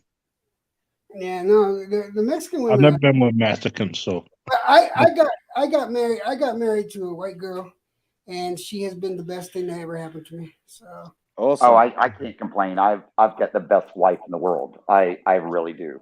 I cannot. I have no qualms about my wife at all. I love her inside and out, and I love to talk shit. But ask Jay though, dude, do we not have some women here in my town? Yeah. Hell Matter of fact, you guys can go check out my community page right here, and you see exactly what he's talking about. yeah. That's right. That's why I'm heading out to Florida. Hey, You can Star get drink Wars anywhere. dad. The women. Star Wars. Only Yeah. thing I gotta say is Crab Island. I know Crab Island, but we got Shell Island here. Yeah, I know. I've been to both of them places. Yeah, I love, but see, the thing is, um, you live close enough. You know how our beach works. It's like 13 miles of just you got Front Beach Road, and I hate it during the season because you can't get anywhere. Yeah, Um, yeah. I mean, Yeah. but yeah, you know what I'm It's just talking like about because it's just like where we have over here like Navarre Beach and Santa Rosa, all of them. Yeah, I hate it when it's tourist season. I'm Yeah. telling you, man. I'm telling you because now, um, where I love, oh my God, Destin, the beaches in Oh, Destin are amazing. yeah, that's Navarre. Navarre, Yeah. the beaches in Navarre. Yep. Yep. Hey guys, I I gotta mean, get going. I gotta go spend some time with my wife. Jay, You as better. usual. Yeah. Jay, as usual, it's always been a pleasure, brother. Always, brother, no doubt. I'm about to close this up, man. Myself, man. I'm gonna catch up with you guys, John. I'm gonna give you a call tomorrow, brother. I mean, I don't have a phone right now. Great meeting y'all, and yeah, I want to join more calls. I'm sorry I didn't get much into the boxing because I'm not versed this year. Actually, even last year, too versed in boxing. But No, don't worry about it, man. It was open discussion night. Don't sweat that. time you want to talk about old school stuff, man, please let me know because I'll be there. Oh, we will definitely, man. We'll catch up with you. But I want to talk some shit on Leon Spinks. But The toothless wonder. Oh yeah. Oh hey, yeah. you have more teeth than I do, so I don't want to. All right. I'm only one fish. I'm lucky that way. It has been a pleasure, and thank you again, Jay, for letting me join. No doubt, bro. And now that you let me know that shit about your teeth, bro, stay away from apples. Especially the sour ones. All right, brother. Much love, Electro Jet. Everybody go check out the Electro Jet channel. No doubt, man. Everybody go check out Brian Hawkins' channel. My man OG Boogie's always catching up with us. And of course, go check out my brother, the Star Wars dad, John. Go check out his channel, man. And you know, I want to let John know now that you're here. Bro, my fucking phone is broken, so I gotta get a new one. So I'm out of a phone right now until I think this weekend or some shit. But you know, I'll be catching you, you know, in your inboxes and shit. OG, I got to catch up with you through the Yeah, Gmail. yeah, Gmail definitely. And Brian, I'll be catching you on the streams, brother, no doubt. No worries, man. All right. Everyone have a good one. It's near Take care of my South. take care of my Puerto Rican brother from across the pond. Yeah. Okay, no- my Puerto Rican brothers. All right, Brian Rodriguez, Harkin. Rodriguez art.